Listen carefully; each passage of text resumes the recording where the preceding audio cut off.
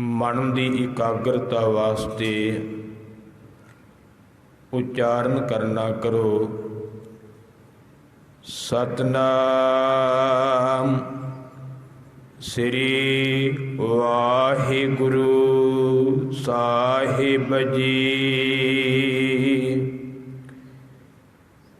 कतिक कर्म कमावने दोष न काहू जोग। पंचम गुरुदेव शहीदां दे सरताज सतगुरु प्रतख हर कलयुग जहाज अर्जन गुरु सगल श्रेष्ठ लग बेतरहो। धन धन साहिब श्री गुरु अर्जन देव पातशाह जी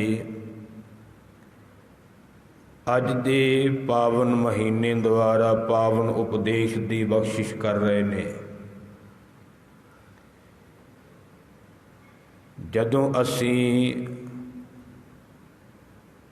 संगरांद वाले दिन ते सतगुरां दे चरनां विच हाजिर होने हैं, एक भावना लैकर के आउने हैं कि साडे घर परिवार विच सुख होवे, साडे घर विच कोई विपदा ना पवे, कोई दुख दा समा ना आवे। अरदास भी करवाउने, पर सतगुरु जी ने सानू ये सिद्धांत बख्शिया है कि सिखा तेरे घर परिवार विच सुख उदों वरतेगा, विपता दुख रोग उदों दूर होणगे जदों तू गुरु दे उपदेश नूं कमावेगा, गुरु दी दसी मत नूं धारण करेगा, गुरु दे दसे हुए मार्ग ते चलेगा, तां तेरे घर विच सुख ही सुख आनंद ही आनंद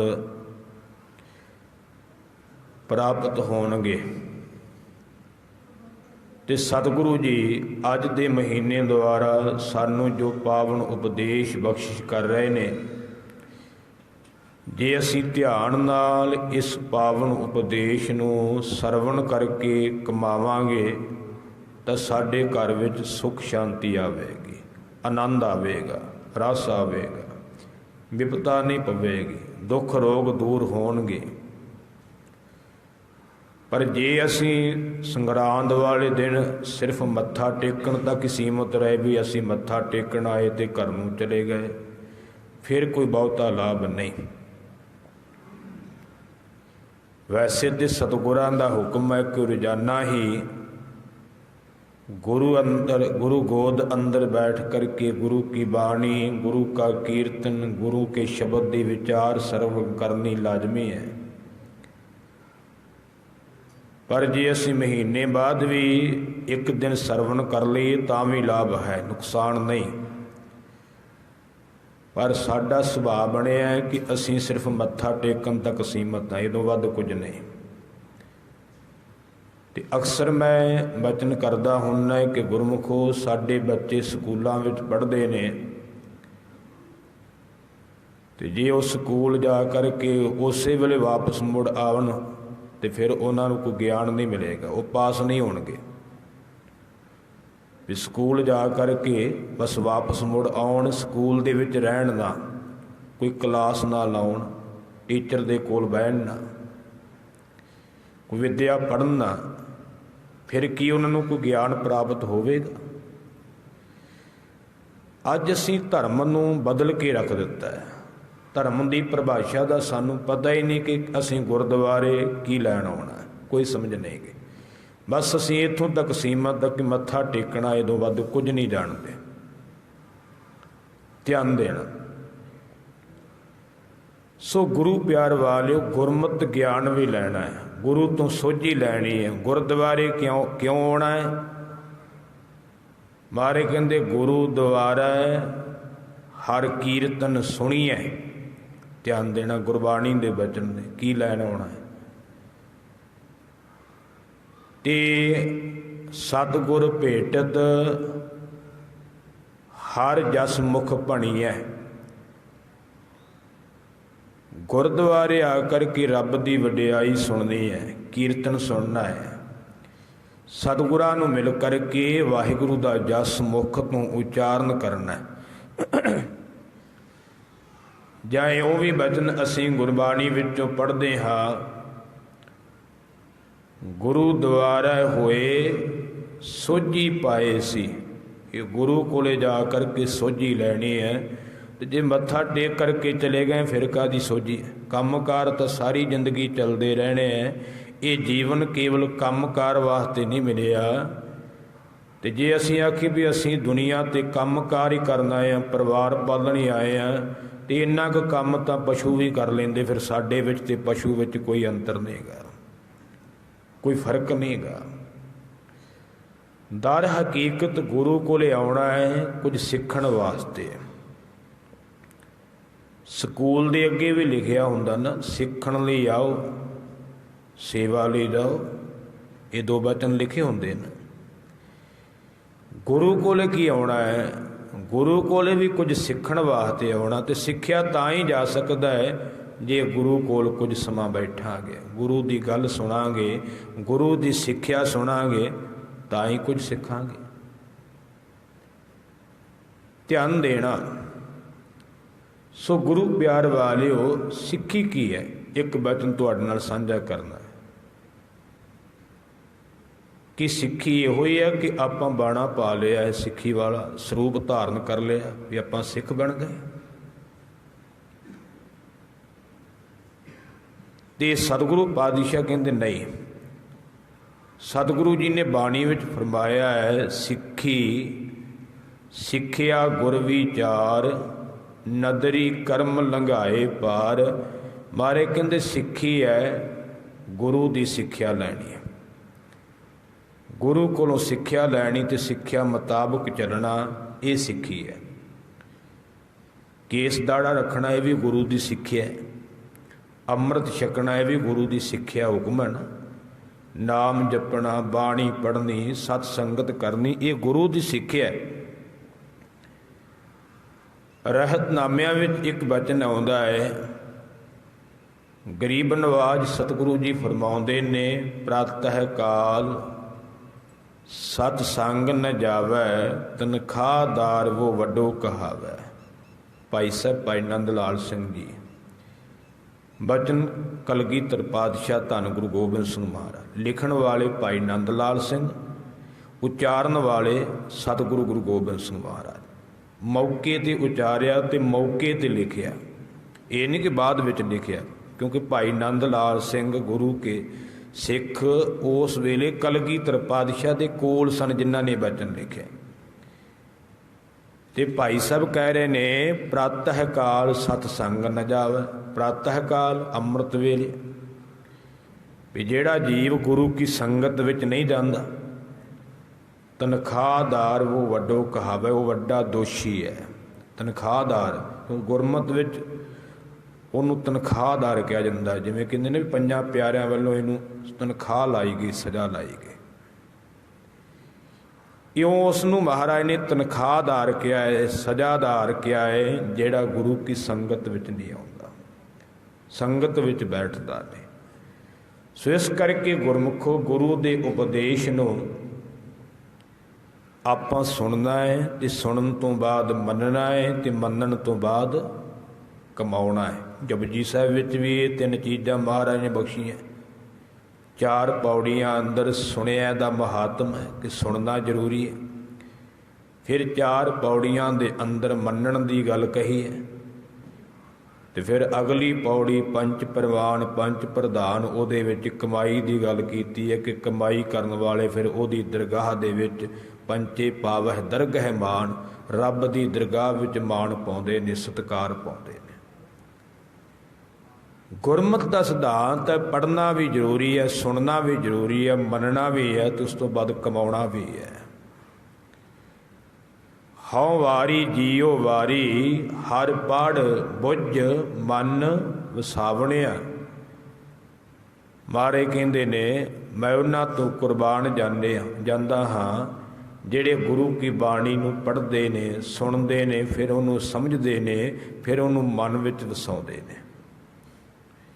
ਇਹ ਜ਼ਰੂਰੀ ਹੈ। ਜੇ ਸੁਣਿਆ ਹੀ ਨਹੀਂ ਤੇ ਮੰਨਾਂਗੇ ਕੀ? ਸੁਣਾਂਗੇ ਤੇ ਗੁਰਮਤ ਆਵੇਗੀ ਤੇ ਫਿਰ ਹੀ ਗੁਰਮਤ ਅਨੁਸਾਰ ਚੱਲਣ ਦਾ ਯਤਨ ਕਰਾਂਗੇ।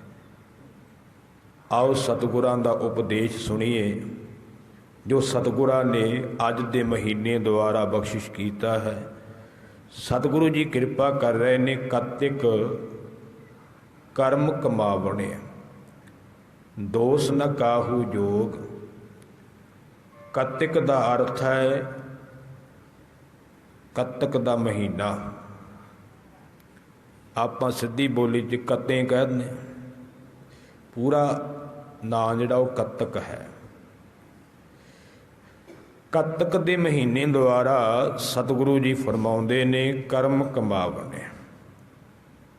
ਜਿਹੋ ਜੇ ਜੀਵ ਕਰਮ ਕਰੇਗਾ ਉਹੋ ਜਿਹਾ ਫਲ ਮਿਲੇਗਾ। ਮਹਾਰਾਜ ਕਹਿੰਦੇ ਨੇ ਵੀ ਜਿਹੋ ਜੇ ਜੀਵ ਕਰਮ ਕਰਦਾ ਹੈ ਉਹੋ ਜਿਹਾ ਉਹਨੂੰ ਫਲ ਭੋਗਣਾ ਪੈਂਦਾ ਹੈ। ਤੇ ਮਹਾਰਾਜ ਕਹਿੰਦੇ ਦੋਸ਼ ਨਾ ਕਾਹੂ ਜੋਗ, ਕਿਸੇ ਨੂੰ ਦੋਸ਼ ਦੇਣਾ ਯੋਗ ਨਹੀਂਗਾ, ਕਿਉਂਕਿ ਜਿਹੋ ਜੇ ਤੂੰ ਕਰਮ ਕੀਤੇ ਨੇ ਉਹੋ ਜਿਹਾ ਫਲ ਤੈਨੂੰ ਪ੍ਰਾਪਤ ਹੋਇਆ ਹੈ। ਪਰ ਮਨੁੱਖ ਦਾ ਸੁਭਾਅ ਹੁੰਦਾ ਹੈ ਕਰਮ ਆਪ ਮਾੜੇ ਕੀਤੇ ਹੁੰਦੇ ਆ ਤੇ ਦੋਸ਼ ਦੂਜੇ ਨੂੰ ਦਿੰਦਾ ਹੈ ਕਿ ਫਲਾਣੇ ਨੇ ਮੇਰੇ ਨਾਲ ਮਾੜਾ ਕਰ ਦਿੱਤਾ। ਨਹੀਂ, ਇਹ ਤੇਰੇ ਕਰਮਾਂ ਦਾ ਫਲ ਹੈ। ਜਿਹੋ ਜੇ ਤੂੰ ਕਰਮ ਕਰਦਾ ਹੈ ਉਹੋ ਜਿਹਾ ਫਲ ਤੈਨੂੰ ਭੋਗਣਾ ਪੈਣਾ। ਕਿਉਂਕਿ ਗੁਰਮਤਿ ਨੇ ਸਮਝਾਇਆ ਹੈ ਕਿ ਜਿੰਨੀਆਂ ਬਾਕੀ ਜੂਨਾਂ ਨਾ, ਮਨੁੱਖ ਜੂਨੀ ਤੋਂ ਬਿਨਾਂ ਜਿਹੜੀਆਂ ਬਾਕੀ ਜੂਨਾਂ ਨੇ ਉਹ ਸਾਰੀਆਂ ਭੋਗ ਜੂਨੀਆਂ ਨੇ। ਜਿਹੜੀ ਮਨੁੱਖਾ ਜੂਨੀ ਹੈ ਇਸ ਨੂੰ ਕਰਮ ਜੂਨੀ ਕਿਹਾ ਹੈ, ਕਿਉਂਕਿ ਇਹਦੇ ਵਿੱਚ ਅਸੀਂ ਕਰਮ ਕਰਨੇ ਆ। ਜਿਹੜੀਆਂ ਬਾਕੀ ਜੂਨਾਂ ਹੈ ਉਹਦੇ ਵਿੱਚ ਭੋਗਣਾ ਹੈ। ਜੇ ਅਸੀਂ ਕਰਮ ਮਾੜੇ ਕੀਤੇ ਨੇ ਤੇ ਉਹ ਸਾਨੂੰ ਉਹ ਜੂਨਾਂ ਵਿੱਚ ਆ ਕਰਕੇ ਭੋਗਣੇ ਪੈਂਦੇ। ਉਹ ਭੋਗ ਜੂਨੀ ਹੈ। ਕਰਮ ਜੂਨੀ ਕੇਵਲ ਮਨੁੱਖ ਹੈ। ਇਹ ਮਨੁੱਖ ਕਰਮ ਕਰ ਸਕਦਾ ਹੈ ਤੇ ਇਹ ਵੀ ਗੁਰਮਤਿ ਦਾ ਫੈਸਲਾ ਹੈ ਕਿ ਕਰਮ ਕਰਨ ਦੀ ਇਸ ਨੂੰ ਆਜ਼ਾਦੀ ਹੈ। ਚੰਗਾ ਵੀ ਕਰ ਸਕਦਾ ਹੈ, ਮਾੜਾ ਵੀ ਕਰ ਸਕਦਾ, ਇਹਦੇ ਵੱਸ ਹੀ ਹੈ। ਕਰਮ ਇਹਨੇ ਕਰਨਾ ਹੈ, ਇਹਦੇ ਵੱਸ ਹੈ। ਕਰਮ ਕਰਨ ਦੀ ਆਜ਼ਾਦੀ ਹੈ। ਇਹ ਵੀ ਮਹਾਰਾਜ ਨੇ ਦੱਸਿਆ ਹੈ ਕਿ ਜੀਵ ਕਰਮ ਕਰ ਸਕਦਾ ਹੈ ਪਰ ਕਰਮ ਦਾ ਫਲ ਆਪਣੇ ਆਪ ਨਹੀਂ ਨਾ ਲੈ ਸਕਦਾ ਨਾ ਦੇ ਸਕਦਾ ਹੈ। ਕਰਮ ਦਾ ਫਲ ਗੁਰੂ ਪਰਮੇਸ਼ਰ ਦਿੰਦਾ ਹੈ। ਕਰਮ ਅਸੀਂ ਕਰ ਸਕਦੇ ਹਾਂ, ਉਹ ਕੋਈ ਮਨਾ ਨਹੀਂ। ਚੰਗਾ ਵੀ ਕਰ ਸਕਦੇ ਹਾਂ, ਮਾੜਾ ਵੀ ਕਰ ਸਕਦੇ ਹਾਂ, ਪਰ ਕਰਮ ਦਾ ਫਲ ਜਿਹੜਾ ਹੈ ਉਹ ਅਸੀਂ ਆਪਣੇ ਆਪ ਨਹੀਂ ਲੈ ਸਕਦੇ। ਗੁਰਮਤਿ ਵਿੱਚ ਤਾਂ ਮਾੜੇ ਕਰਮਾਂ ਤੋਂ ਮਨ੍ਹਾ ਹੈ,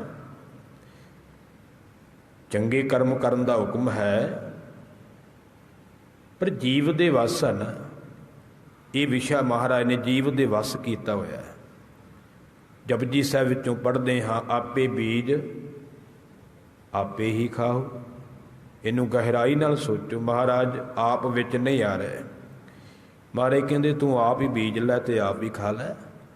ਮਹਾਰਾਜ ਤੇ ਆਪ ਵਿੱਚੋਂ ਬਾਹਰ ਹੋ ਗਏ ਵੀ ਆਪ ਹੀ ਤੂੰ ਬੀਜਣਾ ਹੈ ਤੇ ਆਪ ਹੀ ਕੱਟਣਾ। ਜਿਹੋ ਜਿਹਾ ਬੀਜੇਗਾ ਜਿਹਾ ਬੀਜੈ ਸੋ ਲੁਣਾ ਹੈ। ਕਰਮਾ ਸੰਦੜਾ ਖੇਤ, ਇਹ ਤਾਂ ਜੀਵਨ ਕਰਮਾਂ ਦਾ ਖੇਤ ਹੈ। ਜਿਹੋ ਜਿਹਾ ਬੀਜੇਗਾ ਉਹ ਤੈਨੂੰ ਕੱਟਣਾ ਹੀ ਪੈਣਾ ਹੈ।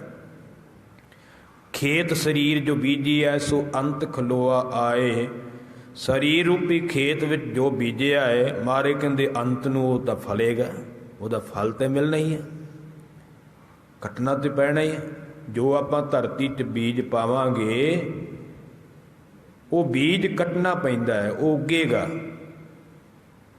ਉਹ ਇੱਕ ਦਰਖਤ ਬਣੇਗਾ, ਉਹ ਇੱਕ ਫਸਲ ਦਾ ਰੂਪ ਬਣੇਗਾ ਤੇ ਉਹਦਾ ਅੱਗੇ ਝਾੜ ਵੀ ਵਧਣਾ ਹੈ। ਇਹ ਵੀ ਧਿਆਨ ਦੇਣਾ, ਘਟਣਾ ਨਹੀਂਗਾ। ਇੱਕ ਬੀਜ ਬੀਜਦੇ ਆ ਤੇ ਉਹਦੇ ਤੋਂ ਕਿੰਨੇ ਬਣਦੇ ਅੱਗੇ। ਇਹ ਧਿਆਨ ਦੇਣਾ, ਜੇ ਮਾੜਾ ਕਰਮ ਕੀਤਾ ਹੈ ਤੇ ਉਹਦਾ ਫਲ ਓਨਾ ਹੀ ਨਹੀਂ ਮਿਲਣਾ, ਉਹ ਕਈ ਗੁਣਾ ਵੱਧ ਕਰਕੇ ਸਾਨੂੰ ਉਹਦਾ ਫਲ ਭੋਗਣਾ ਪੈਣਾ। ਤੇ ਜੇ ਚੰਗਾ ਕਰਮ ਕੀਤਾ ਉਹਦਾ ਫਲ ਵੀ ਓਨਾ ਹੀ ਨਹੀਂ ਮਿਲਣਾ, ਉਹਦਾ ਵੀ ਸਾਨੂੰ ਕਈ ਗੁਣਾ ਵੱਧ ਮਿਲਣਾ, ਕਈ ਗੁਣਾ ਵੱਧ ਮਿਲਣਾ ਹੈ। ਦੂਜਾ ਬਚਨ, ਬੀਜ ਜਿਹੜਾ ਹੈ ਉਹ ਕਰਮ ਹੈ। ਕਰਮ ਦਾ ਅਰਥ ਹੈ ਬੀਜ। ਕਈ ਵਾਰ ਸਾਡੇ ਕੋਲ ਬੀਜ ਚੰਗਾ ਹੁੰਦਾ ਹੈ ਪਰ ਧਰਤੀ ਚੰਗੀ ਨਹੀਂ ਹੁੰਦੀ।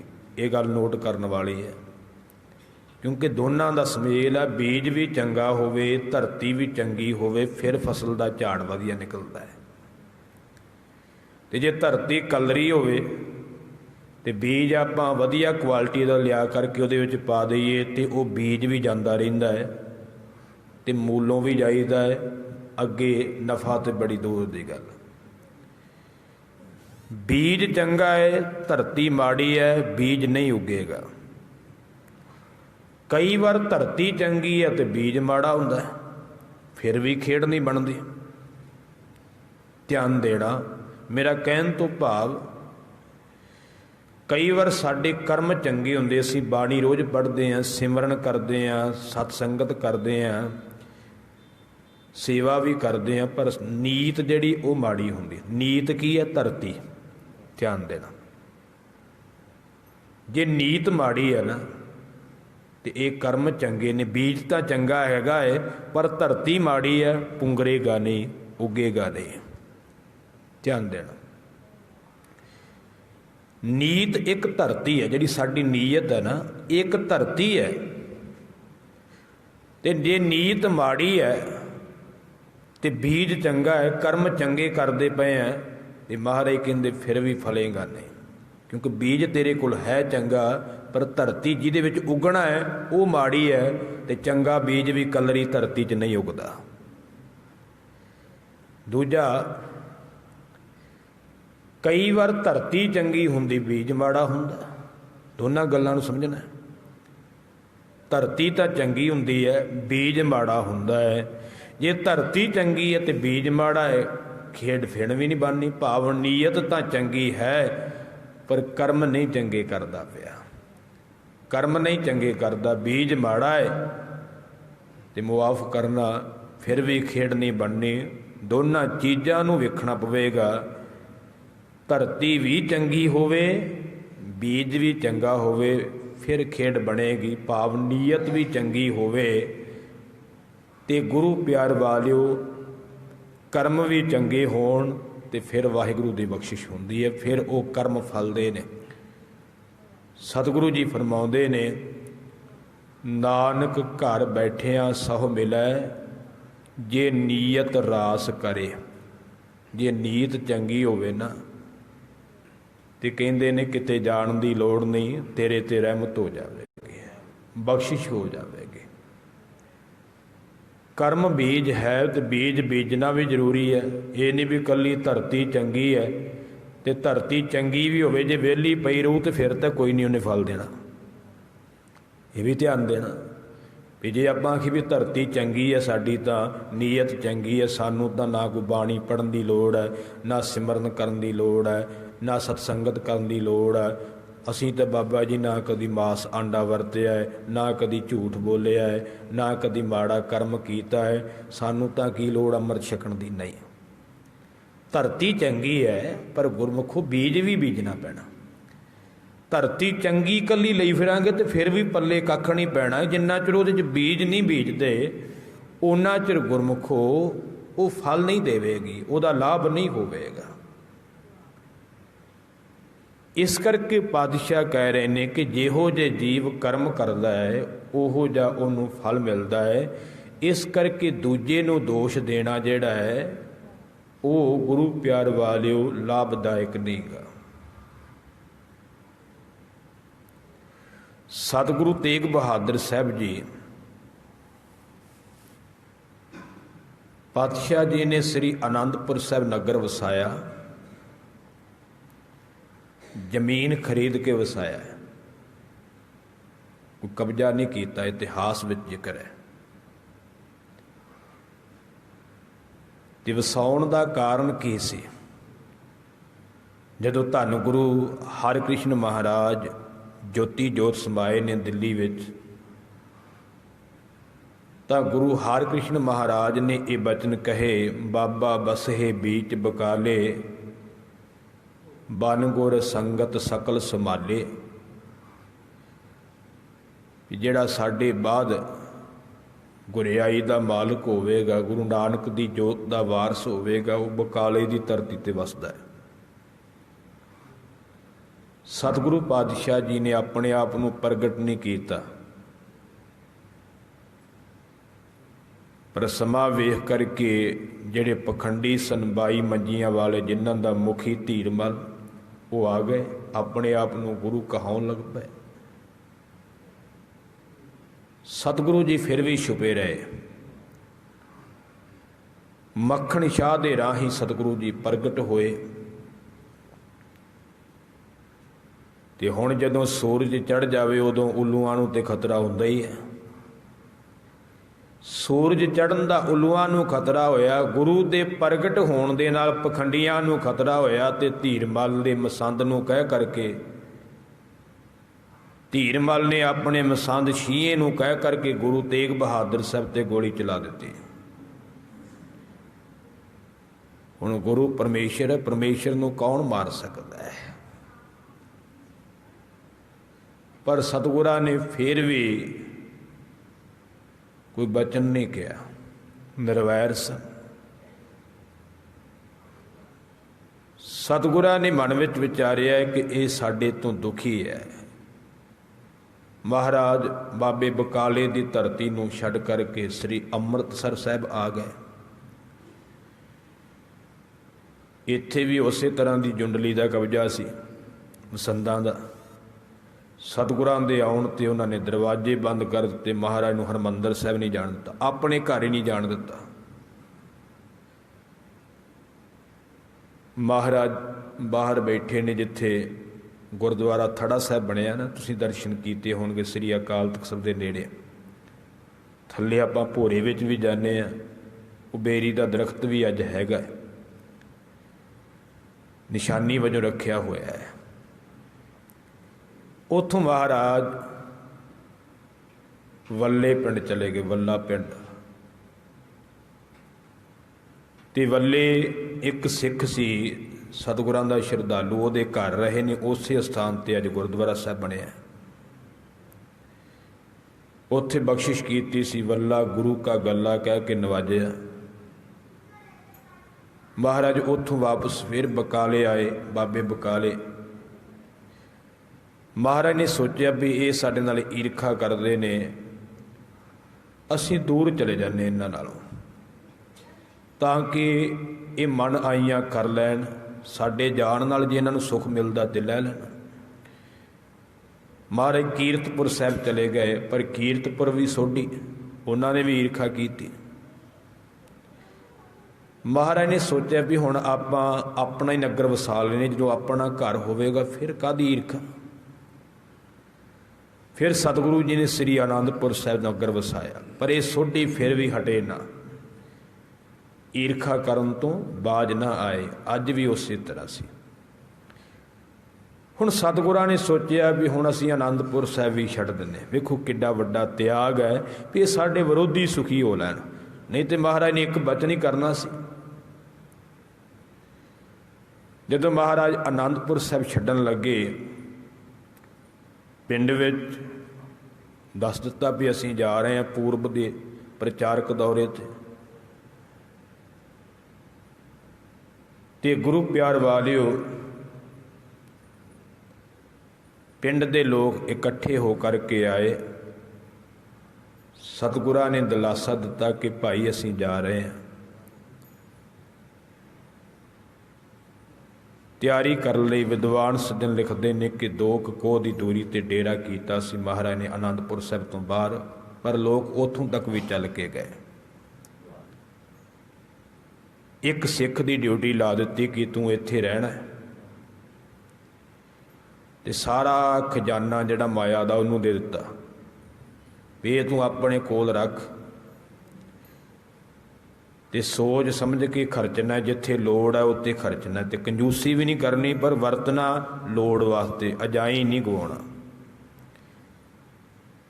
ਇਹ ਨਗਰ ਅਸੀਂ ਵਸਾਇਆ ਹੈ, ਇਹਨਾਂ ਨਗਰ ਨਿਵਾਸੀਆਂ ਨੂੰ ਦੁੱਖ ਨਹੀਂ ਹੋਣਾ ਚਾਹੀਦਾ। ਜਿਹੜੀ ਚੀਜ਼ ਦੀ ਲੋੜ ਹੈ ਉਹ ਬਣਾ ਕੇ ਦੇਣੀ। ਜੇ ਖੂਹ ਲਵਾਉਣਾ ਖੂਹ ਲਵਾ ਦੇਣਾ, ਜੇ ਕਿਸੇ ਨੇ ਘਰ ਬਣਾਉਣੇ ਆ ਤੇ ਉਹਨੂੰ ਮਾਇਆ ਦੇ ਦੇਣੀ ਹੈ, ਭਲਾ ਕਰਨਾ ਹੈ। ਫਿਰ ਮਹਾਰਾਜ ਨੇ ਉੱਥੇ ਸੰਗਤ ਨੂੰ ਉਪਦੇਸ਼ ਦਿੱਤਾ। ਆਪਾਂ ਗੱਲ ਉਪਦੇਸ਼ ਵੱਲ ਆਉਣੀ, ਪਰ ਉਹ ਨਾਲ ਮੈਨੂੰ ਇਤਿਹਾਸ ਸੁਣਾਉਣਾ ਪੈਣਾ ਨਾ, ਤਾਂ ਕਰਕੇ ਮੈਂ ਉਪਦੇਸ਼ ਦੀ ਗੱਲ ਸੁਣਾਉਣੀ ਇੱਥੇ ਢੁੱਕਦਾ ਹੈ। ਸਾਰੇ ਨਗਰ ਨਿਵਾਸੀ ਲੋਕਾਂ ਨੂੰ, ਸੰਗਤਾਂ ਨੂੰ ਮਹਾਰਾਜ ਨੇ ਉੱਥੇ ਫਿਰ ਤੁਰਨ ਲੱਗਿਆਂ ਉਪਦੇਸ਼ ਦਿੱਤਾ ਹੈ। ਮਹਾਰਾਜ ਕਹਿਣ ਲੱਗੇ ਵੀ ਇਹ ਜਿਹੜਾ ਮਨੁੱਖਾ ਜਨਮ ਹੈ ਇੱਕ ਰਤਨ ਦੀ ਨਿਆਈ ਹੈ, ਹੀਰਿਆਂ ਦੀ ਨਿਆਈ ਹੈ। ਇਸ ਜਨਮ ਨੂੰ ਅਜਾਈ ਨਾ ਗਵਾਇਓ। ਉਹ ਯਤਨ ਕਰੋ ਵੀ ਜਿਹੜੇ ਤਰੀਕੇ ਨਾਲ ਇਹ ਜਨਮ ਸਫਲਾ ਹੋ ਸਕੇ। ਪਾਤਸ਼ਾਹ ਨੇ ਆਖਿਆ ਇੱਕ ਪਹਿਰ ਰਾਤ ਰਹਿੰਦਿਆਂ ਜਾਗਣਾ ਹੈ, ਅੰਮ੍ਰਿਤ ਵੇਲੇ ਇਸ਼ਨਾਨ ਕਰਨਾ ਹੈ, ਬਾਣੀ ਪੜ੍ਹਨੀ ਹੈ, ਸਿਮਰਨ ਕਰਨਾ ਹੈ, ਸਤਿਗੁਰੂ ਦੀ ਸੇਵਾ ਕਰਨੀ ਹੈ। ਮਹਾਰਾਜ ਕਹਿਣ ਲੱਗੇ ਪੁਰਾਣੇ ਸਮੇਂ ਵਿੱਚ ਲੋਕ ਜਗ ਕਰਦੇ ਸਨ, ਤਪ ਕਰਦੇ ਸਨ, ਤਪ ਕਰਕੇ ਸ਼ਕਤੀ ਪ੍ਰਾਪਤ ਹੁੰਦੀ ਸੀ, ਕਈਆਂ ਦਾ ਉਧਾਰ ਹੋਇਆ। ਮਹਾਰਾਜ ਕਹਿੰਦੇ ਹੁਣ ਕਲਯੁਗ ਦਾ ਸਮਾਂ ਹੈ ਤੇ ਤਪ ਨਹੀਂ ਹੋ ਸਕਦਾ।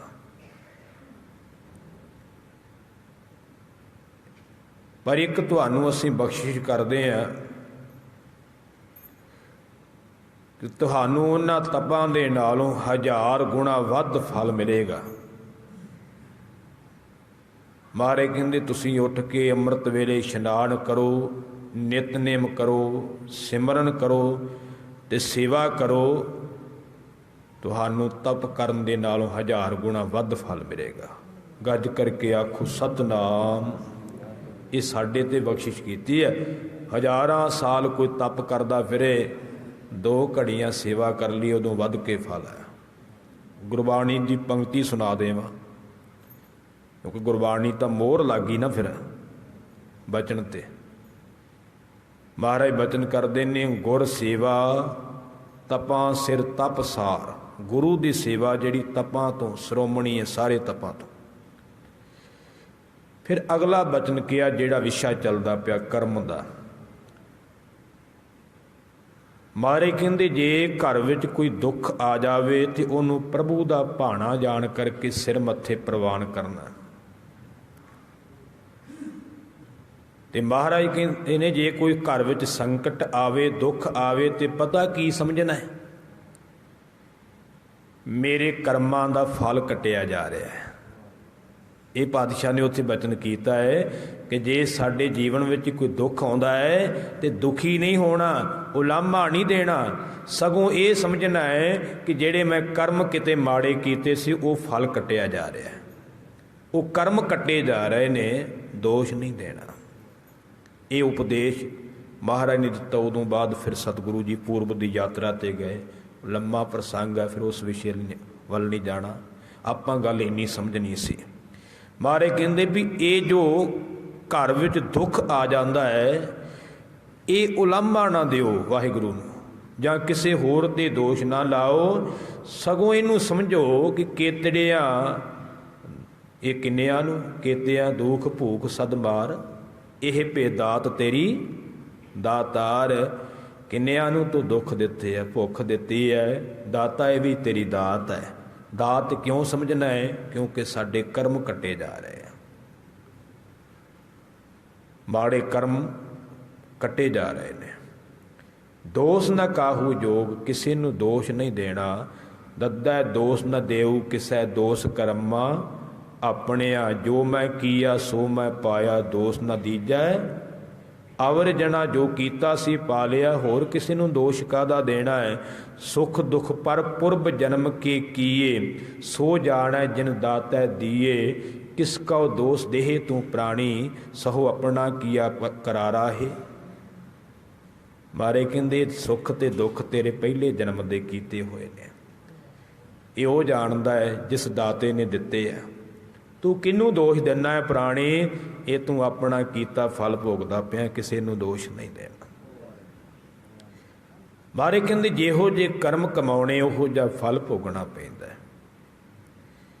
अक्सर मैं बेनती करदा हुन्ना गुरमुखो, गुरु कोल समर्था है कि साडे कर्म भी कट दिंदा है। मैं इस वल विस्तार वल नहीं जाना, 2-4 मिनट लैने तुहाडे। कर्म आवें भावें जिन्ने मर्जी असीं माड़े कीते होण, पर गुरु कोले आ जाइए साडे माड़े तो माड़े कर्म कटे जा सकते हैं। गुरबाणी विचों असीं बचन पढ़दे हां, रामानंद स्वामी रमत ब्रह्म, गुर का शब्द काटै कोट कर्म।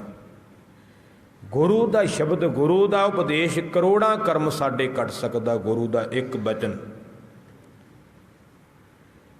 इतिहासक प्रमाण साखी आपां सुनी है। संकेत मंडी का राजा हरि सेन सतगुरां कोल आया। सतगुरु जी बाणी पढ़ रहे सन, दखणी ओंकार लेख न मिटाई हे सखी, जो लिखिया करतार। शंका कीता, महाराज जी रब दा लिखिया मिटना ही नहीं गा, कर्म भोगने आ, फिर गुरु धारन का की लाभ? वो तो असीं उदां भी भोग लैणे आ। मारे कहते नहीं, कर्म नहीं मिटते, पर गुरु उन्होंने भले कर दिंदा है, सौखे कर दिंदा है। कहन लगा मैं नहीं मनदा, 2 काम किवें हो सकते हैं? मारे कहते 2 दिन साडे कोल रहे। सतगुरां ने उहदा एक एडा वड्डा कर्म कट के विखाया। रात लम्मे पिया, सुपना आया, मौत हो जाती, अगला जन्म चंडालां दे घर विच हो जाता है, जवान हुंदा है, बच्चे हो जाते ने, गां बच्चे भी विआह लैंदा है, वड्डे परिवार वाला हो जाता, फिर मौत हो जाती है तो चंडाल उहनूं एक कबर विच दफना दिंदे ने, जाग खुल जाती, बड़ा हैरान हुंदा। एक ही वापरिया। अगले दिन महाराज शिकार ते लै जांदे ने, शिकार खेडन जांदे, अगों हरन निकलदा है। राजा हरि सेन उहदे पिछे घोड़ा दड़ाउंदा है। हरन दूर निकल जाता, थक हार करके दोपहरे एक रुख के थले घोड़ा बन करके बैठ जाता है। नेड़े उही पिंड हुंदा जिहड़ा सुपने च वेखिया। वो जिहड़ा सुपने च उहदा लड़का सी वो आया, उन्हें सियाण लिया तो जाके घर वाले नूं कहंदा भी जिन्हों आपां दफना के आए हो वो तो राजियां वाले कपड़े पा के बैठा है, उन्हें अपने नाल धोखा कीता जे। घर वाली भी आ गई, सारा परिवार रोंदा पिटदा आ गया भी तू इत्थे बैठा राजा बन के, असीं कल दे पिटन डए हैं। ते राजे नूं पता लग गया परिवार तो उही है जिहड़ा मैं सुपने च वेखिया, हुण करां कि वो छड्डण दा, ये आके मैं राजा, वो कहे साडा है। इन्ने चिर नूं महाराज आ गए, गुरु अर्जन साहब। रौला पिया, महाराज कहंदे की गल हो गई? सारिआं नूं पासे कीता, कहण लगे महाराज ये अज राजा बनिया बैठा है, असीं रो रो के मर चले कल दे, असीं सोचा सी ये मर गया है तो ये तो सानू धोखा दे गया। महाराज ये साडा, ये कहंदा मैं तुहाडा नहीं गा। राजा भी हथ जोड़े, महाराज मैनू बचाओ। महाराज कहंदे चलो तुहाडा फैसला कर दिंदे हैं भी जिहड़ा तुहाडा बंदा मरिया सी तुसीं कित्थे दब्बिया सी? कहंदे जी फलाने थां कबर च दब्बिया सी। महाराज कहंदे जाओ उत्थे पुट के वेखो, जे तां लाश हैगी आ फिर ये तुहाडा नहीं गा, ते जे नहीं हैगी फिर तुहाडा है। उन्होंने वचन मन्निया तो जाके पुट के वेख्या, शरीर निकल आया तो मन पे भी नहीं ये साडा नहीं गा। नाल लै करके महाराज वापस आ गए।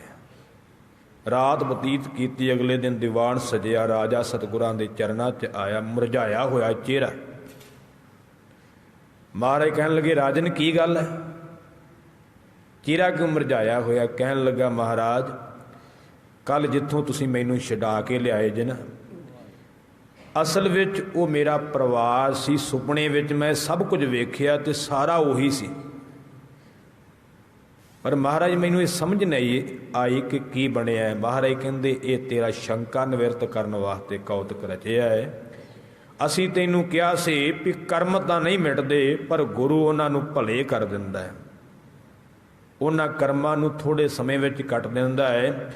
ये तेरे जीवन विच लिखिया कर्म सी कि तू मर करके चंडालां दे घर जम्मना सी, इस तरह तेरा परिवार होना सी ते इस तरह ही तेरी मौत होनी सी। पर तू साडे कोल आया तो असीं रात एक सुपने दे विच तेरा कर्म कट दिता। उस वेले राजा चरनी पै गया। महाराज बख्शो, गुरु कोल समर्था है कर्म कट्टण दी। इसे करके गुरु नाल जुड़ना। तो जे आखिए आपां कर्म ही भोगने फिर तो गुरु कोले आउण दा मतलब भी कोई नहीं गा। फिर तो उदां भी भोग लेने, गुरु तो बिना भी भोग लैंदी दुनिया सारी भोगण डई। गुरु कोले इसे करके आउणा कि जे साडे किते माड़े कर्म असीं पहले जन्म च कीते ते गुरु उन्हां नूं भले कर देवेगा। गुरु उन्हां नूं ढंग नाल बदल दिंदा है। अनेकां परमार ने इशारा कर देवां, माई सुलखणी का प्रसंग तुसीं सारिआं सुनिया ना, जिहड़ी गुरु हरगोबिंद साहब कोल पुत्तर लैण गई सी। महाराज कहंदे नहीं माईए तेरे कर्मां च पुत्तर नहीं, रोंदी बाहर आई तो भाई गुरदास ने समझाया माई की गल है, गुरु नानक दे घरों तो कोई रोंदा नहीं गया, तू रोंदी आउणी है। कहन लगी इहो आखिरी दर सी जिथे आस लैके आई, बाकी तो सारे वेखे सी। अज इथों भी निरासी चली। भाई साहब ने आख्या माई गल की होई? कहन लगी महाराज ने जवाब दे दिता है। भाई साहब कहते की आख्या? माई कहती महाराज कहते माई तेरे कर्मां च पुत्र है नहीं। भाई साहब कहते तैनूं मंगना ही नहीं आया, कल नूं फिर जावीं। कलम ते दुआत शाही वाली कागज दे दिता भी जदों सतगुरु जी आखन ना तेरे कर्मां च नहीं, अगे कर दी महाराज इत्थे भी तुसीं लिखण वाले ते उत्थे भी लिखण वाले, जे उदों नहीं लिखिया ते हुण लिख दिओ। गुरु कोल समर्था ना। माई अगले दिन गई संगराना साहब जिथे गुरुद्वारा साहब बनया है, उत्थे महाराज सन, घोड़े ते सवार चले शिकार नूं, जा वागां फड़ियां घोड़े दियां। महाराज मेरे ते कृपा करो, एक सद पढ़िया ज्ञानी ज्ञान सिंह लिखते ने, आख्या ससीए दाड़ीए चिट्टीए पग्गे अर्ज करेंदी हाँ सतगुर अगे, नाम सुलखणी वसदी हाँ चब्बे, अफल जांदी नूं एक फल लगे। ये बेनती की सच्चे पातशाह कृपा करो। मारे कहंदे माई तैनूं कल कहा सी तेरे कर्मां च नहीं। माई ने उस वेले शाही वाली दवात कलम ते कागज अगे करता, सच्चे पातशाह जे उत्थे नहीं लिखिया हुण लिख दो, लिखना तो तुसीं है। महाराज बड़े हसे बड़े खुश होए भी इनू किसी गुरमुख ब्रह्म ज्ञानी की संगत हो गई है। महाराज ने एका पाउणा सी, कहंदे घोड़ा अगे तुर पिया, थोड़ा जिहा सादा पै गया। महाराज कहंदे लै माई तू एक लैन आई सी, गुरु ने तैनूं 7 दे दिते। ध्यान देना, कर्म गुरु लिखता है तो लिखण वाला बदल सकता है। हुण कोई भी आपां सरकारी कागज तैयार करवाउणे आ, जां ड्राइविंग लाइसेंस है, पासपोर्ट है, जां पैन कार्ड है, आधार कार्ड है, कोई भी चीज़ है जिहड़े सरकारी जिन्ने भी असीं कागज बनवाउणे आ, उहनूं सरकार ही बदल सकदी, होर कोई नहीं बदल सकदा। सरकार दे रखे हुए ऑफिसर उहनूं बदल सकदे आ, हदायतां है उन्हां नूं, पर आम कोई प्राइवेट बंदा नहीं बदल सकता। सरकार ही अपनी मोहर नूं बदल सकती है। इसे तरह गुरु बदल सकता है, होर नहीं कोई कर्म बदल सकता। ये ध्यान देना, गुरु कर्म बदल सकता क्योंकि गुरु लिखण वाला है। सर्ब जियां सिर लेख तुराहू, बिन लेखै नहीं कोई जियो। सारे जीवां दे सिर ते लेख लिखे, लेखे तो बिना तो कोई है ही नहीं, सारियां दे लेख लिखे है। पर महाराज ये गल जरूर कहिंदे जपजी साहिब विच, जिन यह लिखे तिस सिर नाहे। जिन्हें लिखे उहदे सिर ते कोई लेख नहीं गा। वो लेखां विच नहीं, जे किते उहनूं ना लेखां च समझ लिओ, वो गिणती मिनती विच नहीं, वो गिणती तो बाहर है। लेख सिर्फ साडे सिर ते है। रब ते लिखण वाला, गुरु ते लिखण वाला, उहदे कोई लेख नहीं, वो लेखे जोखे विच नहीं गा। इस करके गुरु कोल समर्था है लेख बदलण दी। ਅਨੇਕਾਂ ਪ੍ਰਮਾਣ ਹੋਰ ਵੀ ਹੈ। ਮੈਂ ਸ਼ਬਦ ਦੀ ਵਿਆਖਿਆ ਨੂੰ ਅੱਗੇ ਲੈ ਕੇ ਚੱਲਾਂ, ਰੋਕਾਂ ਨਾ। ਇਤਨਾ ਕਾਫੀ ਸਮਝ ਪੈ ਗਈ ਹੋਵੇਗੀ। ਮਹਾਰਾਜ ਕਹਿੰਦੇ ਜਿਹੜੇ ਕਰਮ ਕਮਾਉਣਾ ਹੈ ਉਹ ਭੋਗਣੇ ਪੈਣੇ ਹੈ, ਪਰ ਯਾਦ ਰੱਖੀ ਗੁਰੂ ਕੋਲ ਸਮਰੱਥਾ ਹੈ ਕਿ ਜਿਹੜੇ ਕਮਾਏ ਕਰਮ ਹੈ ਉਹਨਾਂ ਨੂੰ ਸੌਖਿਆਂ ਕਰ ਸਕਦਾ ਹੈ। ਪਰ ਤੂੰ ਕਿਸੇ ਨੂੰ ਦੋਸ਼ ਨਾ ਦੇ ਕਿ ਮੈਨੂੰ ਫਲਾਣੇ ਨੇ ਇਸ ਤਰ੍ਹਾਂ ਕਰ ਦਿੱਤਾ ਹੈ। ਬੰਦਾ ਦੁਖੀ ਆਪ ਹੁੰਦਾ, ਕਹਿੰਦਾ ਫਲਾਣੇ ਨੇ ਸਾਡੇ ਘਰ ਤਵੀਤ ਸੁੱਟਤੇ ਜੀ, ਫਲਾਣੇ ਨੇ ਸਾਡੇ ਘਰ 'ਤੇ ਕੁਝ ਕਰਾ ਕੇ ਲਿਆਂਦਾ ਜੀ। ਜੇ ਇਹਦਾ ਕਰਨ ਕਰਾਉਣ ਨਾਲ ਕੁਝ ਹੁੰਦਾ ਹੋਵੇ ਤੇ ਹੁਣ ਨੂੰ ਮੇਰਾ ਤੇ ਭੋਗ ਪਾਇਆ ਹੋਣਾ ਸੀ ਕਈਆਂ ਨੇ। ਜਿਨ੍ਹਾਂ ਦਾ ਤੋਰੀ ਫੁਲਕਾ ਮੇਰੇ ਕਰਕੇ ਬੰਦ ਹੋਇਆ ਉਹਨਾਂ ਨੇ ਤੇ ਹੁਣ ਨੂੰ ਮੇਰਾ ਭੋਗ ਪਾ ਦੇਣਾ ਸੀ। ਸਿੱਧਾ ਜਿਹਾ ਸ਼ਬਦ ਕਹਿ ਦੇਵਾਂ, ਆ ਕਬਰਾਂ ਮੜੀਆਂ ਵਸਾਲੇ ਜਿਹੜੇ ਗੱਦੀਆਂ ਲਾਉਣ ਵਾਲੇ ਆ ਮੇਰੇ ਤੋਂ ਦੁਖੀ ਹੋਏ ਪਏ ਆ ਵੀ ਇਹ ਗੁਰੂ ਦੀ ਗੱਲ ਦੱਸੀ ਜਾਂਦਾ। ਜਦੋਂ ਗੁਰੂ ਨਾਲ ਜੁੜ ਗਿਆ ਉਦੋਂ ਕਿਸੇ ਨੇ ਜਾਣਾ ਨਹੀਂ ਉੱਥੇ, ਤੇ ਉਹਨਾਂ ਨੇ ਜਿਹੜੇ ਮੇਰੀ ਵਿਰੋਧਤਾ ਕਰਨ ਵਾਲੇ ਉਹਨਾਂ ਨੂੰ ਵਿਰੋਧਤਾ ਕਰਨ ਦੀ ਕੀ ਲੋੜ ਸੀ। ਉਹਨਾਂ ਨੇ ਤੇ ਕੁਝ ਨਾ ਕੁਝ ਕਰਾ ਕੇ ਤੇ ਮੇਰੀ ਜੇਬ 'ਚ ਪਾ ਜਾਂਦੇ ਆ ਤੇ ਕੰਮ ਹੀ ਨਿਬੜ ਜਾਂਦਾ। ਇੱਦਾਂ ਕੁਝ ਹੋਣ ਲੱਗੇ ਤੇ ਗੁਰਮੁਖੋ ਫਿਰ ਹੁਣ ਨੂੰ ਆ ਲੀਡਰ ਖਤਮ ਹੋ ਜਾਂਦੇ। ਇਹਨਾਂ ਨੂੰ ਵੀ ਕੁਝ ਨਾ ਕੁਝ ਕਰਾ ਕੇ ਕੋਈ ਦੇ ਦਿੰਦਾ। ਕੀ ਲੋੜ ਸੀ ਵੋਟਾਂ 'ਚ ਜੱਬ ਪਾਉਣ ਦੇ, ਇੱਕ ਦੂਜੇ ਨੂੰ ਕਰਾ ਕੇ ਹੀ ਡੇਗ ਲੈਂਦੇ। ਉਹਨਾਂ 'ਤੇ ਕਦੀ ਅਸਰ ਹੋਏ? ਇਹ ਸਾਡੀਆਂ ਬਣਾਈਆਂ ਹੋਈਆਂ ਗੱਲਾਂ ਨੇ ਤੇ ਵਹਿਮ ਨੇ, ਤੇ ਵਹਿਮਾਂ ਵਿੱਚ ਪੈ ਕਰਕੇ ਅਸੀਂ ਆਪਣਾ ਘਰ ਵਿਗਾੜ ਰਹੇ ਹਾਂ। ਕੋਈ ਕਿਸੇ ਦੇ ਘਰ ਕੁਝ ਨਹੀਂ ਕਰ ਸਕਦਾ। ਗੁਰਮੁਖੋ ਖੇਡ ਇਹ ਬਣ ਗਈ ਹੈ ਕਿ ਅਸੀਂ ਆਪਣੇ ਕਰਮਾਂ ਵੱਲ ਨਹੀਂ ਦੇਖਦੇ ਪਏ, ਅਸੀਂ ਕਰਮ ਕੀ ਕਰਦੇ ਪਏ ਹਾਂ। ਗੱਲ ਤੇ ਕਰਮਾਂ ਦੀ, ਜਿਹੋ ਜੇ ਕਰਾਂਗੇ ਉਹੋ ਜਿਹਾ ਫਲ ਮਿਲੇਗਾ। ਜਿਹੜਾ ਬੀਜ ਬੀਜਾਂਗੇ ਉਹ ਵੱਢਣਾ ਪੈਣਾ। ਗਲਤੀ ਆਪਣੀ ਹੈ ਤੇ ਦਿਨ ਦੂਜੇ ਨੂੰ ਦੋਸ਼ ਹੈ ਵੀ ਫਲਾਣੇ ਨੇ ਸਾਡਾ ਮੁੰਡਾ ਨਸ਼ੇ ਤੇ ਲਾਤਾ, ਉਹ ਫੜ ਕੇ ਫੜਾ ਗਿਆ। ਸਾਡੇ ਮੁੰਡੇ ਦਾ ਵੀ ਚਿੱਤ ਕਰਦਾ ਹੀ ਹੋਊਗਾ ਨਾ, ਫੇਰ ਹੀ ਲੱਗਾ ਨਾ। ਧਿਆਨ ਦੇਣਾ, ਕੋਈ ਬਦੋਬਦੀ ਥੋੜਾ ਲਾ ਗਿਆ। ਧਿਆਨ ਦੇਣਾ। ਕਈ ਕਹਿਣਗੇ ਜੀ ਸਾਡੇ ਮੂੰਹ 'ਚ ਬਦੋਬਦੀ ਸ਼ਰਾਬ ਪਾ ਦੀ। ਮੈਂ ਕਿਹਾ ਝੂਠ ਬੋਲਦਾ ਹੈ, ਇੱਦਾਂ ਨਹੀਂ ਕੁਝ ਵੀ ਹੁੰਦਾ। ਜੇ ਆਪਣਾ ਇਰਾਦਾ ਨਾ ਹੋਵੇ, ਜੇ ਆਪਣਾ ਇਰਾਦਾ ਨਾ ਹੋਵੇ ਤੇ ਭਾਈ ਤਾਰੂ ਸਿੰਘ ਦੇ ਕੇਸ ਨਹੀਂ ਕੋਈ ਕੱਟ ਸਕਿਆ ਤੇ ਸ਼ਰਾਬ ਪਾਉਣ ਦੀ ਤੇ ਬੜੀ ਦੂਰ ਦੀ ਗੱਲ ਆ। ਇਰਾਦਾ ਨਹੀਂ ਸੀ ਨਾ ਸਿੱਖੀ ਛੱਡਣ ਦਾ ਭਾਈ ਤਾਰੂ ਸਿੰਘ ਦਾ। ਜੇ ਭਾਈ ਤਾਰੂ ਸਿੰਘ ਦਾ ਇਰਾਦਾ ਹੁੰਦਾ ਨਾ ਤੇ ਫਿਰ ਕਈ ਬਹਾਨੇ ਬਣ ਜਾਣੇ ਸੀ। ਨਹੀਂ ਜੀ ਬਦੋਬਦੀ ਕੱਟ ਦਿੱਤੇ ਕੇਸ ਮੇਰੇ ਕੀ ਵੱਸ ਸੀ, ਉਹਨਾਂ ਤੇ ਬੰਨ੍ਹ ਕੇ ਕੱਟ ਦਿੱਤੇ। ਪਰ ਭਾਈ ਤਾਰੂ ਸਿੰਘ ਦਾ ਇਰਾਦਾ ਨਹੀਂ ਸੀ ਵੀ ਨਹੀਂ ਕਟਾਉਣੇ, ਗੁਰੂ ਦੀ ਮੋਹਰ ਹੈ, ਨਹੀਂ ਕੱਟ ਸਕੇ ਕੇਸ, ਖੋਪਰੀ ਲਾ ਦਿੱਤੀ, ਕੇਸ ਨਹੀਂ ਕੱਟ ਸਕੇ। ਇਰਾਦਾ ਪੱਕਾ ਹੋਣਾ ਚਾਹੀਦਾ ਸਿੱਖੀ ਵਿੱਚ। ਕੈਂਚੀ ਨਹੀਂ ਕੱਟ ਸਕਦੀ ਕੇਸ, ਇਰਾਦਾ ਪੱਕਾ ਹੋਵੇ ਗੁਰੂ ਤੇ। ਪਰ ਗੁਰਮੁਖੋ ਦੋਸ਼ ਦੂਜੇ ਨੂੰ ਦੇਣੇ, ਪਰ ਗੱਲ ਆਪਣੀ ਵੀ ਹੁੰਦੀ ਹੈ, ਆਪਣੇ 'ਚ ਵੀ ਗੁਨਾਹ ਹੁੰਦਾ ਹੈ, ਇਰਾਦਾ ਆਪਣਾ ਵੀ ਹੁੰਦਾ ਹੈ, ਤਾਂ ਹੀ ਖੇਡ ਵਿਗੜਦੀ ਹੈ। ਆਪਾਂ ਚਲੋ ਠੀਕ ਹੈ ਵੀ ਮੰਨਦੇ ਹਾਂ ਮਾੜੀ ਸੰਗਤ ਦਾ ਅਸਰ ਹੈ, ਪਰ ਗਏ ਤਾਂ ਅਸੀਂ ਨਾ। ਮਾੜੀ ਸੰਗਤ ਵਿੱਚ ਕੌਣ ਗਿਆ? ਅਸੀਂ ਆਪ ਹੀ ਗਏ, ਤਾਂ ਹੀ ਅਸਰ ਹੋਇਆ। ਗੁਨਾਹ ਸਾਡਾ ਵੀ ਹੈ ਨਾ, ਦੂਜੇ ਨੂੰ ਦੋਸ਼ ਕਿਉਂ ਦੇਵਾਂਗੇ?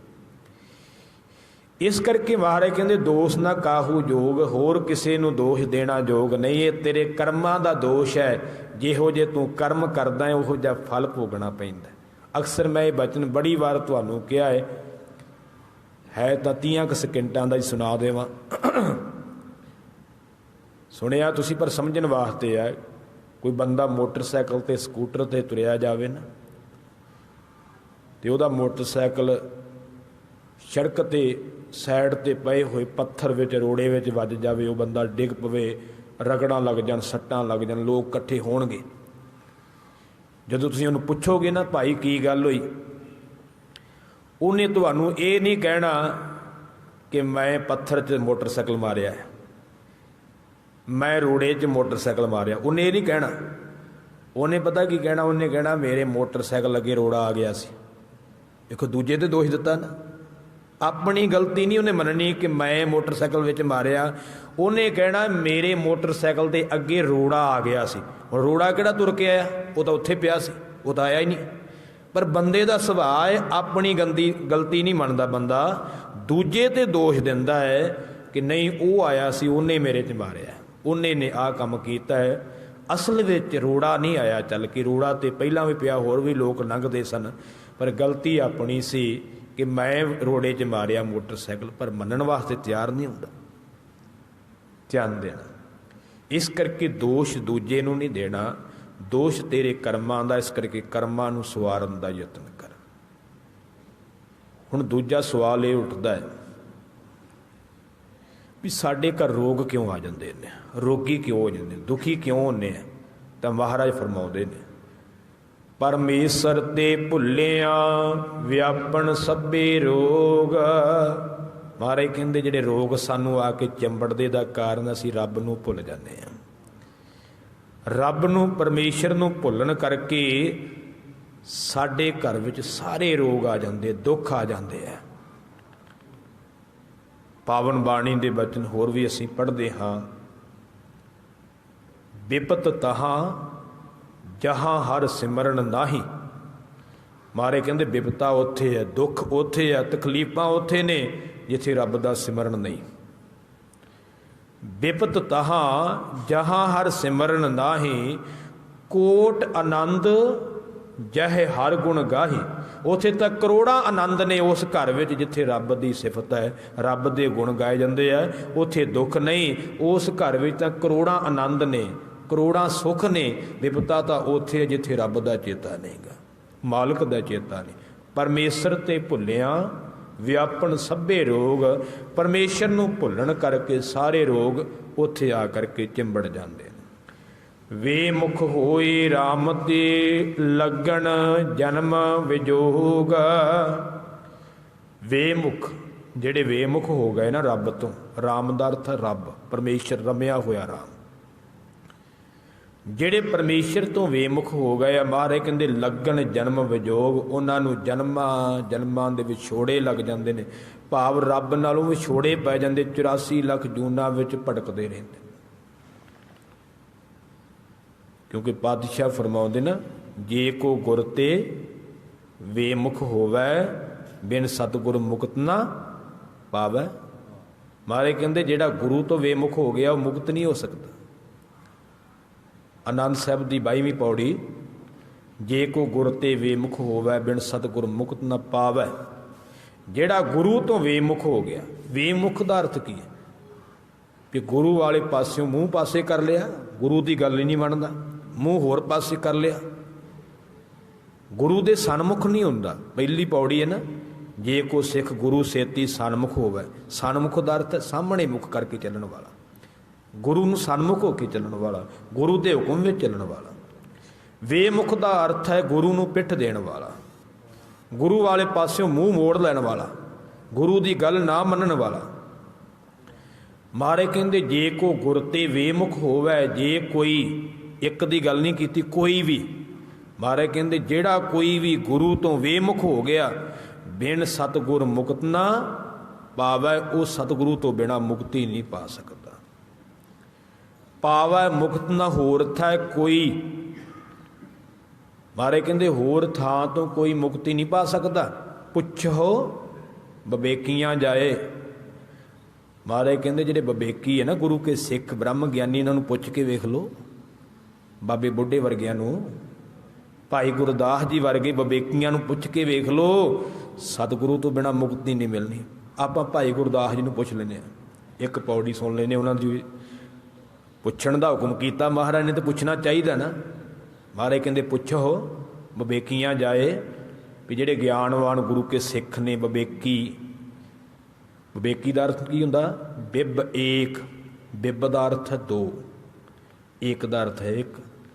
ਜਿਹੜਾ ਦੋ ਵਿੱਚੋਂ ਇੱਕ 'ਚ ਚਲਾ ਜਾਵੇ। ਦੋ ਸੰਸਾਰ ਹੈ ਨਾ, ਦੋ ਵਿੱਚ ਜੰਮਣਾ ਮਰਨਾ, ਭਾਵ ਸੁੱਖ ਦੁੱਖ ਪਾਪ ਪੁੰਨ, ਜਿਹਦੀ ਬਿਰਤੀ ਇਹਨਾਂ ਦੋਨਾਂ ਵਿੱਚੋਂ ਇੱਕ 'ਚ ਚਲੀ ਜਾਵੇ, ਦੁੱਖ ਸੁੱਖ ਵਿੱਚ ਇੱਕ ਹੋ ਜਾਵੇ, ਐਸੀ ਬਿਰਤੀ ਬਣ ਜਾਵੇ, ਉੱਪਰ ਉੱਠ ਜਾਵੇ ਸਾਰੀਆਂ ਚੀਜ਼ਾਂ ਤੋਂ, ਜੰਮਣ ਮਰਨ ਤੋਂ ਰਹਿਤ ਹੋ ਜਾਵੇ, ਉਹਨੂੰ ਵਿਵੇਕੀ ਕਹਿੰਦੇ। ਵਿਵੇਕ ਸੱਚ ਤੇ ਝੂਠ ਦੀ ਪਹਿਚਾਣ ਕਰਨ ਵਾਲਾ ਵਿਵੇਕੀ ਹੁੰਦਾ ਹੈ, ਜਿਹਨੂੰ ਇਹ ਸਮਝ ਆ ਜਾਵੇ। ਮਹਾਰਾਜ ਕਹਿੰਦੇ ਪੁੱਛੋ ਵਿਵੇਕੀ ਆ ਜਾਏ। ਵਿਵੇਕੀਆਂ ਨੂੰ ਪੁੱਛ ਕੇ ਵੇਖੋ। ਤੇ ਪੁੱਛ ਲੈਂਦੇ ਆਪਾਂ ਭਾਈ ਗੁਰਦਾਸ ਜੀ ਨੂੰ, ਗੁਰੂ ਸਾਹਿਬ ਦਾ ਹੁਕਮ ਪੁੱਛਣਾ ਚਾਹੀਦਾ। ਤੇ ਭਾਈ ਗੁਰਦਾਸ ਜੀ ਫਰਮਾਉਂਦੇ ਨੇ, ਸਿਰ ਤਲਵਾਇਆਂ ਪਾਈ ਐ ਚਮਗਿੱਦੜ ਜੂ ਹੈ। ਅਖਰੀ ਅਰਥ ਕਰਨੇ, 1 ਮਿੰਟ ਲੈਣਾ ਤੁਹਾਡਾ। ਮੜੀ ਮਸਾਣੀ ਜੇ ਮਿਲੈ ਵਿੱਚ ਖੁੱਡਾਂ ਚੂ ਹੈ, ਮਿਲੈ ਨਾ ਵੱਡੀ ਆਰਜਾ ਬਿਸੀਅਰ ਬਹਲੂ ਹੈ। ਹੋਏ ਕੁਚੀਲਾ ਵਰਤੀ ਹੈ ਖਰ ਸਰ ਪਸੂ ਹੈ, ਕੰਧ ਮੂਲ ਚਿਤ ਲਾਈ ਹੈ ਅੜੀਅਲ ਵਣ ਧੂ ਹੈ। ਬਿਨ ਸਤਿਗੁਰ ਮੁਕਤ ਨਾ ਹੋਵਈ ਜਿਉ ਘਰ ਬਿਨ ਬੂ ਹੈ। ਭਾਈ ਗੁਰਦਾਸ ਜੀ ਕਹਿੰਦੇ ਨੇ ਜੇ ਪੁੱਠੇ ਲਮਕਿਆਂ ਰੱਬ ਮਿਲਦਾ ਹੋਵੇ ਤੇ ਚਮਗਿੱਦੜਾਂ ਨੂੰ ਮਿਲ ਜਾਵੇ, ਕਿਉਂਕਿ ਉਹ ਪੁੱਠੇ ਹੀ ਲਮਕਦੇ ਨੇ। ਜੇ ਮੜੀਆਂ ਮਸਾਣਾਂ ਵਿੱਚ ਰਹਿਣ ਕਰਕੇ ਰੱਬ ਮਿਲਦਾ ਹੋਵੇ, ਉੱਦਾਂ ਮੜੀਆਂ ਮਸਾਣਾਂ 'ਤੇ ਕਿਸੇ ਦਾ ਸੰਸਕਾਰ ਕਰਨ ਜਾਣਾ ਉਹ ਨਹੀਂ ਗੱਲ। ਇੱਥੇ ਮੜੀਆਂ ਮਸਾਣਾਂ 'ਚ ਜਿਹੜੇ ਲੋਕ ਜਾ ਕੇ ਚੌਂਕੜਾ ਲਾ ਕੇ ਬਹਿੰਦੇ ਉਹਨਾਂ ਦੀ ਗੱਲ ਕੀਤੀ ਹੈ ਵੀ ਸ਼ਾਇਦ ਉੱਥੇ ਰੱਬ ਮਿਲਦਾ। ਉਹ ਤੇ ਸਾਡਾ ਕਰਮ ਉਹ ਵੱਖਰਾ ਹੈ। ਜੇ ਮੜੀਆਂ ਮਸਾਣਾਂ ਵਿੱਚ ਰਹਿਣ ਕਰਕੇ ਰੱਬ ਮਿਲਦਾ ਹੋਵੇ ਤੇ ਭਾਈ ਸਾਹਿਬ ਕਹਿੰਦੇ ਉੱਥੇ ਖੁੱਡਾਂ 'ਚ ਚੂਹੇ ਰਹਿੰਦੇ ਉਹਨਾਂ ਨੂੰ ਮਿਲ ਜੇ। ਜੇ ਲੰਮੀ ਉਮਰ ਕਰਨ ਨਾਲ ਰੱਬ ਮਿਲਦਾ ਹੋਵੇ ਤੇ ਭਾਈ ਸਾਹਿਬ ਕਹਿੰਦੇ ਨੇ ਫਿਰ ਤੇ ਸੱਪਾਂ ਨੂੰ ਮਿਲ ਜਾਵੇ, ਕਿਉਂਕਿ ਸੱਪਾਂ ਦੀ ਉਮਰ ਬੜੀ ਹੁੰਦੀ ਹੈ, ਉਹ ਫਿਰ ਵੀ ਜ਼ਹਿਰ ਨਾਲ ਸੜਦੇ ਰਹਿੰਦੇ। ਜੇ ਮੈਲੇ ਕੁਚੈਲੇ ਰਹਿਣ ਨਾਲ ਰੱਬ ਮਿਲਦਾ ਹੋਵੇ ਤੇ ਭਾਈ ਸਾਹਿਬ ਕਹਿੰਦੇ ਖੋਤਿਆਂ ਨੂੰ ਮਿਲ ਜਾਵੇ, ਕਿਉਂਕਿ ਉਹ ਤਾਂ ਲੇਟਦੇ ਹੀ ਰਹਿੰਦੇ ਸਵਾਹ 'ਚ।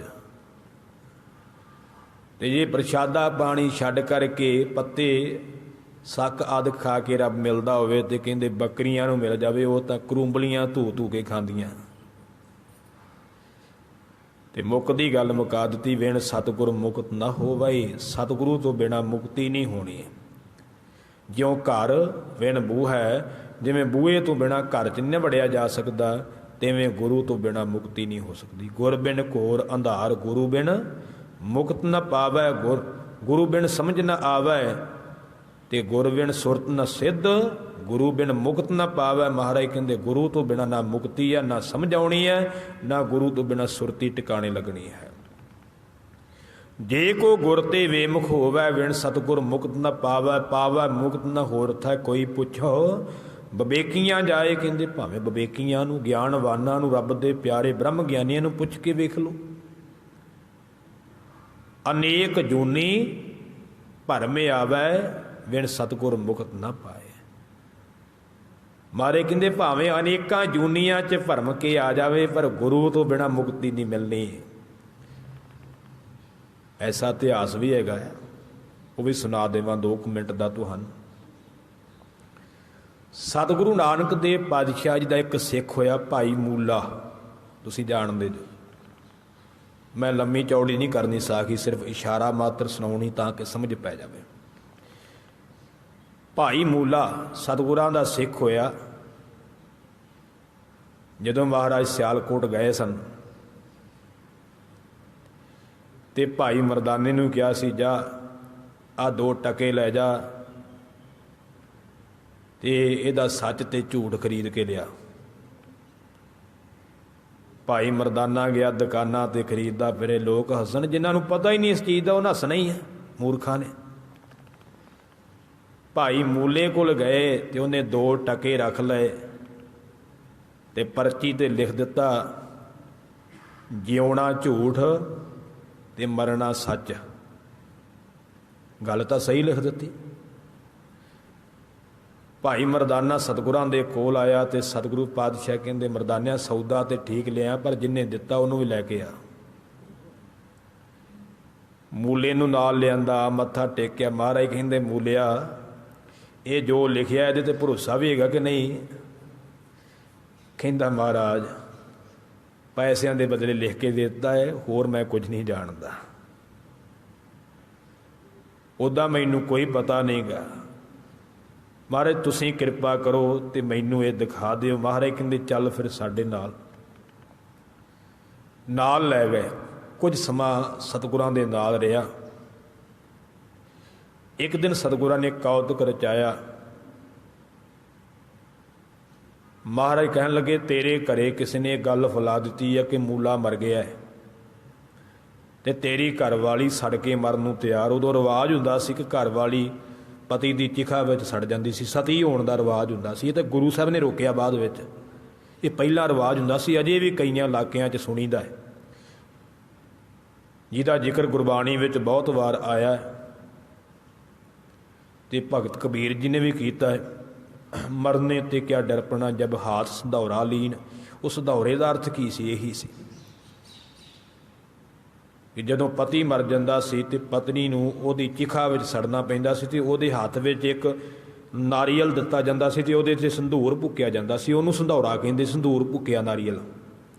ਜਿੰਨੇ ਉਹ ਫੜ ਲਿਆ ਨਾ, ਉਹ ਮੁੜ ਕੇ ਨਹੀਂ ਸੀ ਵਾਪਸ ਮੁੜ ਸਕਦੀ। ਇਹ ਰਿਵਾਜ ਸੀ ਵੀ ਉਹਨੂੰ ਸੜਨਾ ਹੀ ਪੈਂਦਾ ਸੀ ਜਿਉਂਦੀ ਨੂੰ। ਤੇ ਜੇ ਨਹੀਂ ਸੀ ਕੋਈ ਛੱਡਦੀ ਤੇ ਉਹਨੂੰ ਧੱਕੇ ਨਾਲ ਸੁੱਟ ਦਿੱਤਾ ਜਾਂਦਾ ਸੀ। ਇਹ ਰਿਵਾਜ ਸੀ ਜ਼ੁਲਮ ਭਰਿਆ। ਇਹ ਤਾਂ ਤੀਸਰੇ ਪਾਤਸ਼ਾਹ ਨੇ ਬਾਅਦ ਵਿੱਚ ਰੋਕਿਆ ਬੜੇ ਜ਼ੋਰ ਦੇ ਨਾਲ। ਧਿਆਨ ਦੇਣਾ, ਰਹੋ ਵਿਚਾਰ, ਫਿਰ ਕਿਤੇ ਤੁਹਾਨੂੰ ਸੁਣਾਵਾਂਗਾ। ਮਹਾਰਾਜ ਕਹਿਣ ਲੱਗੇ, ਮੂਲਿਆ ਤੇਰੇ ਘਰ ਕਿਸੇ ਨੇ ਇਹ ਕਹਿ ਦਿੱਤਾ ਵੀ ਮੂਲਾ ਮਰ ਗਿਆ ਤੇ ਤੇਰੀ ਘਰਵਾਲੀ ਮਰਨ ਨੂੰ ਤਿਆਰ ਹੋਣਾ, ਜਾ ਚਲਾ ਜਾ। ਮਹਾਰਾਜ ਮੈਂ ਕਿੱਥੋਂ ਜਾਊਂ ਇੰਨੀ ਦੂਰ, ਜਾਂਦਿਆਂ ਨੂੰ ਤੇ ਸੜ ਕੇ ਸੁਆਹ ਹੋ ਜੂ, ਮੇਰਾ ਤੇ ਪਰਿਵਾਰ ਬਰਬਾਦ ਹੋ ਜਾਊਗਾ। ਮਹਾਰਾਜ ਕਹਿੰਦੇ ਤੂੰ ਨੇਤਰ ਬੰਦ ਕਰ ਤੇ ਸਤਨਾਮ ਵਾਹਿਗੁਰੂ ਕਹਿ। ਨੇਤਰ ਬੰਦ ਕੀਤੇ, ਸਤਨਾਮ ਸ੍ਰੀ ਵਾਹਿਗੁਰੂ ਕਿਹਾ ਤੇ ਮਹਾਰਾਜ ਕਹਿੰਦੇ ਅੱਖਾਂ ਖੋਲ। ਅੱਖਾਂ ਖੋਲੀਆਂ ਤੇ ਘਰੇ ਬੈਠਾ ਹੈ। ਗੁਰੂ ਤੇ ਕਦੀ ਸ਼ੱਕ ਨਾ ਕਰਿਆ ਕਰੋ ਵੀ ਐਸਾ ਨਹੀਂ ਹੋ ਸਕਦਾ, ਗੁਰੂ ਸਮਰੱਥ ਹੈ ਸਰਬ ਕਲਾ। ਸੋ ਗੁਰੂ ਪਿਆਰ ਵਾਲਿਓ ਘਰੇ ਗਿਆ, ਘਰ ਵਾਲੀ ਨੇ ਵੇਖਿਆ ਤੇ ਉਸ ਵੇਲੇ ਹੈਰਾਨ ਰਹਿ ਗਈ ਵੀ ਮੇਰੇ ਕੋਲ ਕੱਲ ਝੂਠੀ ਆਈ। ਆਖਿਆ ਪਤੀ ਦੇਵ ਜੇ ਤੁਸੀਂ ਨਾ ਆਉਂਦੇ ਤੇ ਮੇਰੀ ਵੀ ਮੌਤ ਹੋ ਜਾਣੀ ਸੀ। ਘਰ ਰਹਿਣ ਲੱਗ ਪਿਆ। ਇੱਕ ਦਿਨ ਮਹਾਰਾਜ ਵਿਚਰਦੇ ਹੋਏ ਫਿਰ ਉੱਧਰ ਚਲੇ ਗਏ। ਮਹਾਰਾਜ ਕਹਿੰਦੇ ਮਰਦਾਨਿਆ ਇੱਥੇ ਸਾਡਾ ਇੱਕ ਪੁਰਾਣਾ ਮਿੱਤਰ, ਚਲੋ ਉਹਨੂੰ ਮਿਲ ਚੱਲੀਏ। ਮੂਲੇ ਦੇ ਘਰ ਕੋਲ ਗਏ। ਮਰਦਾਨਾ ਆਵਾਜ਼ਾਂ ਮਾਰਦਾ ਕਿ ਮੂਲਿਆ ਬਾਹਰ ਆ, ਸਤਿਗੁਰੂ ਆਏ ਆ। ਮੂਲਾ ਘਰੇ ਸੀ, ਆਵਾਜ਼ ਦੇਣ ਲੱਗਾ। ਘਰ ਵਾਲੀ ਕਹਿਣ ਲੱਗੀ ਨਾ ਨਾ ਨਾ ਆਵਾਜ਼ ਨਾ ਦੇਈ, ਇਹ ਤਾਂ ਉਹੀ ਆ ਗਏ, ਫਿਰ ਤੈਨੂੰ ਨਾਲ ਲੈ ਜਾਣਗੇ। ਤੇ ਬੀਬੀ ਨੇ ਕੀ ਆਖਿਆ, ਘਰ ਵਾਲੀ ਨੇ ਕੀ ਆਖਿਆ, ਮੂਲੇ ਨੂੰ ਵਾੜਤਾ ਪਾਥੀਆਂ ਵਾਲੇ ਘੂਰੇ 'ਚ ਤੇ ਬਾਹਰ ਆ ਕੇ ਕਹਿੰਦੀ ਉਹ ਤਾਂ ਘਰੇ ਨਹੀਂ ਹੈਗੇ। ਭਾਈ ਮਰਦਾਨੇ ਨੇ ਸੁਣਿਆ ਤੇ ਸਤਿਗੁਰਾਂ ਕੋਲੇ ਆ ਗਿਆ। ਮਹਾਰਾਜ ਉਹ ਤੇ ਕਹਿੰਦੇ ਵੀ ਘਰੇ ਨਹੀਂ ਹੈਗੇ। ਮਹਾਰਾਜ ਕਹਿੰਦੇ ਚੱਲ ਫਿਰ ਮਰਦਾਨਿਆਂ ਚੱਲੀਏ, ਜੇ ਨਹੀਂ ਘਰੇ ਹੈਗੇ ਤੇ ਨਹੀਂ ਹੈਗੇ, ਨਹੀਂ ਹੈਗੇ। ਮਹਾਰਾਜ ਨੇ ਬਚਨ ਕਰ ਦਿੱਤਾ ਹੈ। ਤੇ ਜਦੋਂ ਘਰ ਵਾਲੀ ਵਾਪਸ ਆਈ ਵੀ ਬੜੀ ਖੁਸ਼, ਮੈਂ ਵੀ ਮੂਰਖ ਬਣਾਈ ਆ। ਬੰਦਾ ਜਦੋਂ ਕਿਸੇ ਨੂੰ ਝੂਠ ਬੋਲ ਕੇ ਆਉਂਦਾ ਨਾ, ਉਹ ਸਮਝਦਾ ਮੈਂ ਜੱਗ ਹੀ ਜਿੱਤ ਆਇਆ। ਗੁਰਬਾਣੀ ਦੇ ਵਿੱਚ ਪੰਕਤੀ ਆਉਂਦੀ ਹੈ, ਜਬ ਆਣਾ ਵਲ ਵੰਚ ਕਰ ਝੂਠ ਤਬ ਜਾਣਾ ਜੱਗ ਜਿੱਤੀਆ।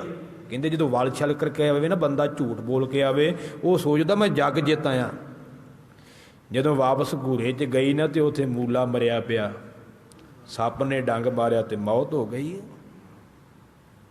ਹੁਣ ਰੋਂਦੀ ਆ, ਪਿੱਟਦੀ ਆ ਕਿ ਮੈਂ ਆਪਣੇ ਹੱਥੀਂ ਆਪਣਾ ਪਤੀ ਮਾਰ ਲਿਆ। ਪਤਾ ਤੇ ਲੱਗ ਗਿਆ ਵੀ ਇਸੇ ਕਰਕੇ ਹੋਇਆ।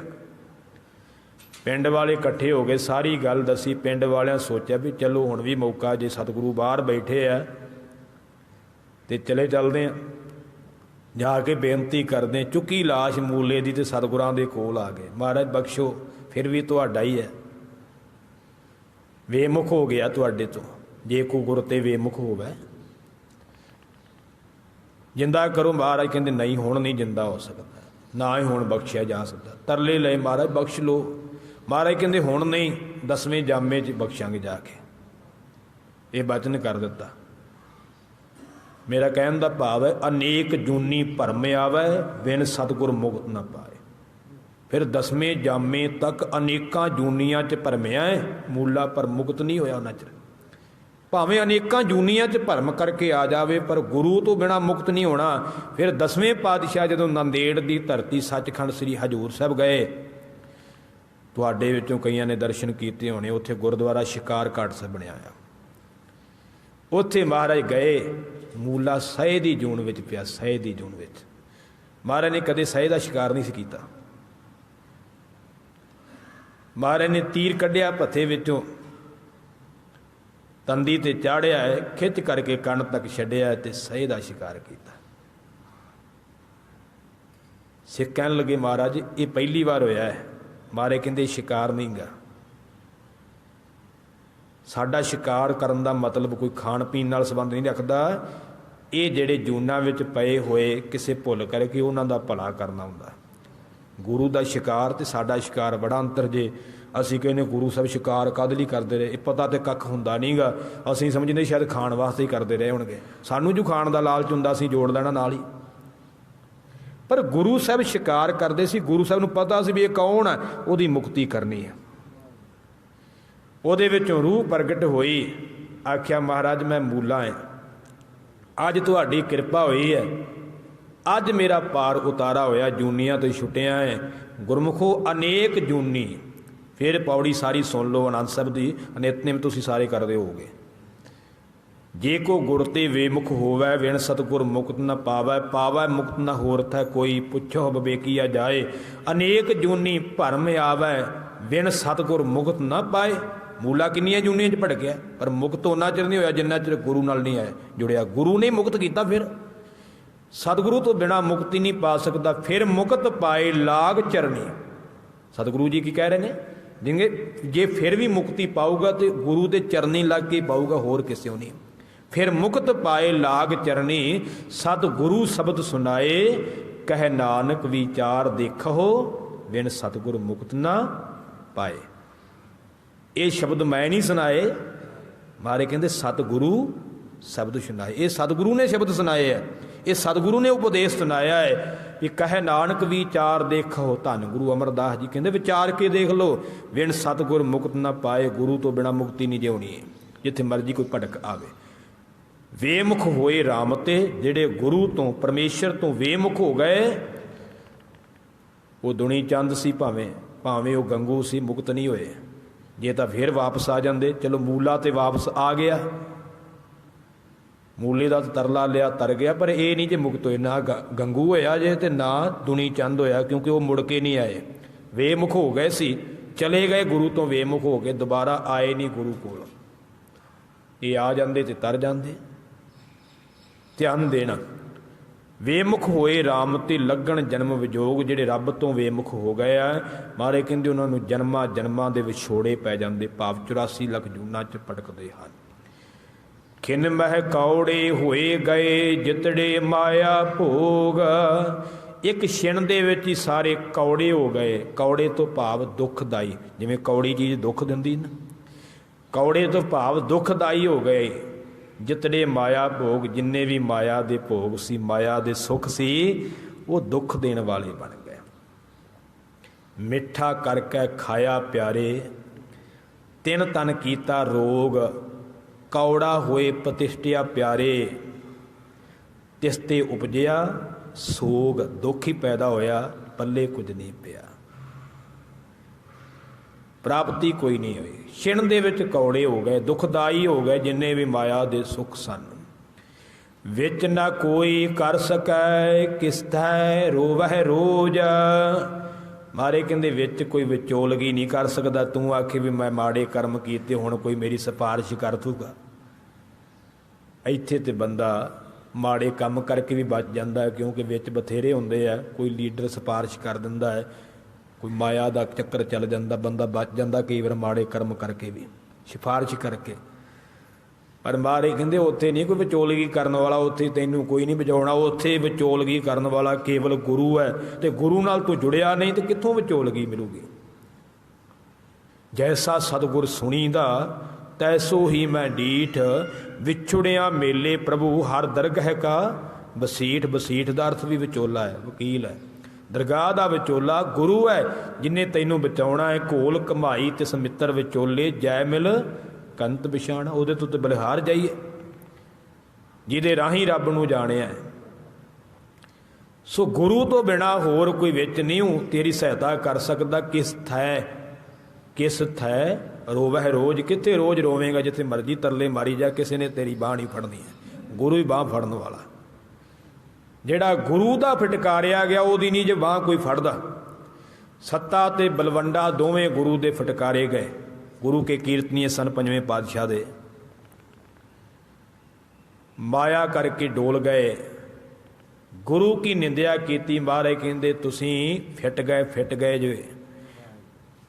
तुहानूं मूँह नहीं लाया जाएगा, जिहड़ा तुहाडी सिफारिश करेगा उहदा मूँह काला होवेगा। कोड़ी हो गए दोवें भरा सी, कोड़ दा रोग हो गया, तड़फदे हुण कोई मूँह नहीं लाउंदा। जिहड़े सिख कोले जांदे वो दरवाजा बंद कर लैंदा है, गुरु दा फटकारिया इहनूं मूँह नहीं लाउणा। जिहड़ा गुरु वल्लों फटकारिया उहदे विच नहीं कोई आउणा। तरले मारदे फिरदे है, कोई इन्हां तों कीर्तन नहीं कराउंदा, अपने घर नहीं वड़न दिंदा। कीर्तन किहने कराउणा इन्हां तों? पुछदियां पछाउंदियां लाहौर चले गए भाई लद्दे कोल। सुनिया सी कि भाई लद्दे वर्गा कोई नहीं गा, वही बचा सकता है। भाई लद्दे ने भी जवाब दिता, ਵੀ ਨਹੀਂ ਤੁਸੀਂ ਗੁਰੂ ਕੇ ਫਟਕਾਰੇ ਜੇ, ਤੁਹਾਨੂੰ ਨਹੀਂ। ਕਹਿਣ ਲੱਗੇ ਭਾਈ ਲੱਦਾ ਜੀ ਜਾਂ ਤਾਂ ਤੇਰੇ ਦਰਵਾਜ਼ੇ ਤੇ ਮਰ ਜਾਵਾਂਗੇ, ਨਹੀਂ ਤਾਂ ਸਾਨੂੰ ਬਖਸ਼ਾ। ਗੱਲ ਇੱਥੇ ਆ ਗਈ। ਹੁਣ ਜਦੋਂ ਕੋਈ ਆਖੇ ਮੈਂ ਮਾਰੀ ਜਾਣਾ ਤਾਂ ਫਿਰ ਤਾਂ ਤਰਲਾ ਮਿੰਤ ਪ੍ਰਵਾਨ ਹੋਣੀ ਹੈ। ਭਾਈ ਲੱਦੇ ਨੇ ਆਖਿਆ ਤੁਸੀਂ ਚਲੇ ਜਾਓ, ਮੈਂ ਆਪੇ ਗੁਰੂ ਸਾਹਿਬ ਨਾਲ ਬੇਨਤੀ ਕਰਾਂਗਾ। ਫਿਰ ਭਾਈ ਲੱਦਾ ਆਪਣਾ ਮੂੰਹ ਆਪੇ ਕਾਲਾ ਕਰਕੇ ਗਧੇ ਤੇ ਚੜ੍ਹ ਕਰਕੇ ਲਾਹੌਰ ਤੋਂ ਸ੍ਰੀ ਅੰਮ੍ਰਿਤਸਰ ਆਇਆ।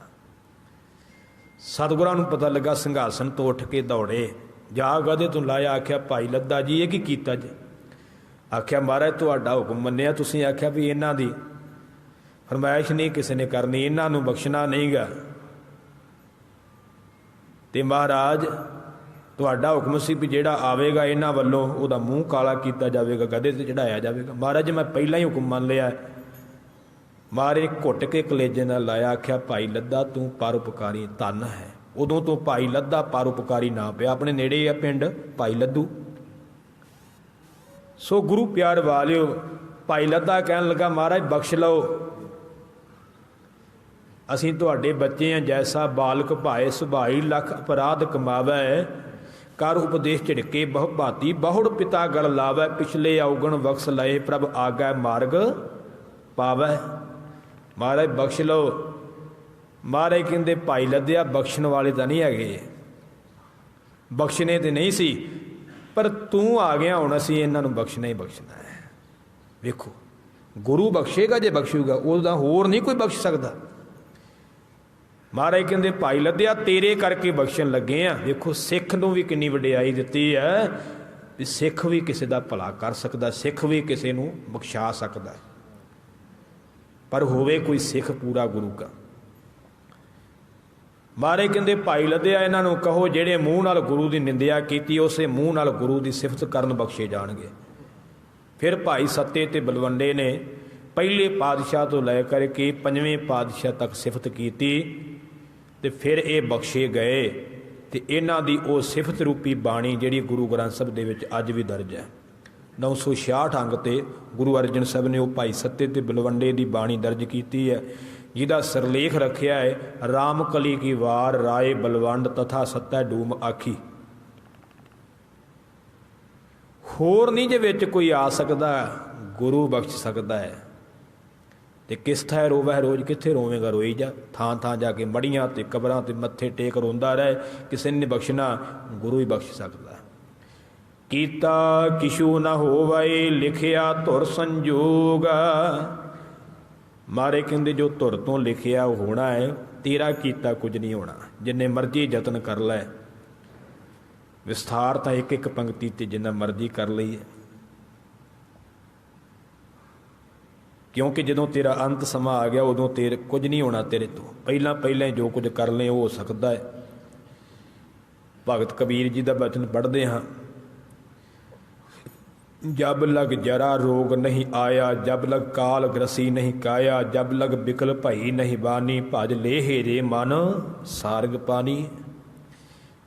ਕਹਿੰਦੇ ਉਦੋਂ ਪਹਿਲਾਂ ਪਹਿਲਾਂ ਜਪ ਲਾ, ਭਜ ਲਾ, ਸਿਮਰਨ ਕਰ ਲੈ, ਨਹੀਂ ਤੇ ਮੁੜ ਕੇ ਕੁਝ ਨਹੀਂ ਹੋਣਾ। ਤੇਰਾ ਕੀਤਾ ਕੁਝ ਨਹੀਂ ਹੋਣਾ। ਕੀਤਾ ਕਿਛੂ ਨਾ ਹੋਵੈ, ਕੀਤਾ ਹੋਇਆ ਕੁਝ ਨਹੀਂ ਹੋਣਾ। ਲਿਖਿਆ ਧੁਰ ਸੰਜੋਗ, ਜੋ ਧੁਰ ਤੋਂ ਲਿਖਿਆ ਹੈ ਉਹ ਮਿਲਣਾ ਹੈ, ਪਰ ਗੁਰੂ ਕਿਰਪਾ ਕਰਕੇ ਸਭ ਕੁਝ ਕਰ ਸਕਦਾ। ਵੱਡ ਭਾਗੀ ਮੇਰਾ ਪ੍ਰਭ ਮਿਲੈ, ਤਾਂ ਉਤਰ ਹੈ ਸਭ ਵਿਯੋਗ। ਵੱਡੇ ਭਾਗਾਂ ਨਾਲ ਮੇਰਾ ਪ੍ਰਭੂ ਮਿਲਦਾ ਹੈ, ਤੇ ਜਿਹਦੇ ਵੱਡੇ ਭਾਗ ਹੋਣ। ਵੱਡੇ ਭਾਗ ਕਿਹਦੇ? ਜਿਹੜਾ ਗੁਰੂ ਕੋਲੇ ਆਉਂਦਾ, ਗੁਰੂ ਨਾਲ ਜੁੜਿਆ, ਉਹਦੇ ਵੱਡੇ ਭਾਗ। ਤੇ ਕਈ ਵਾਰ ਕਹਿਣਗੇ ਸਾਡੇ ਤਾਂ ਬਾਬਾ ਜੀ ਭਾਗ ਮਾੜੇ, ਅਸੀਂ ਕਿੱਥੋਂ ਸੰਗਤ ਕਰ ਸਕਦੇ।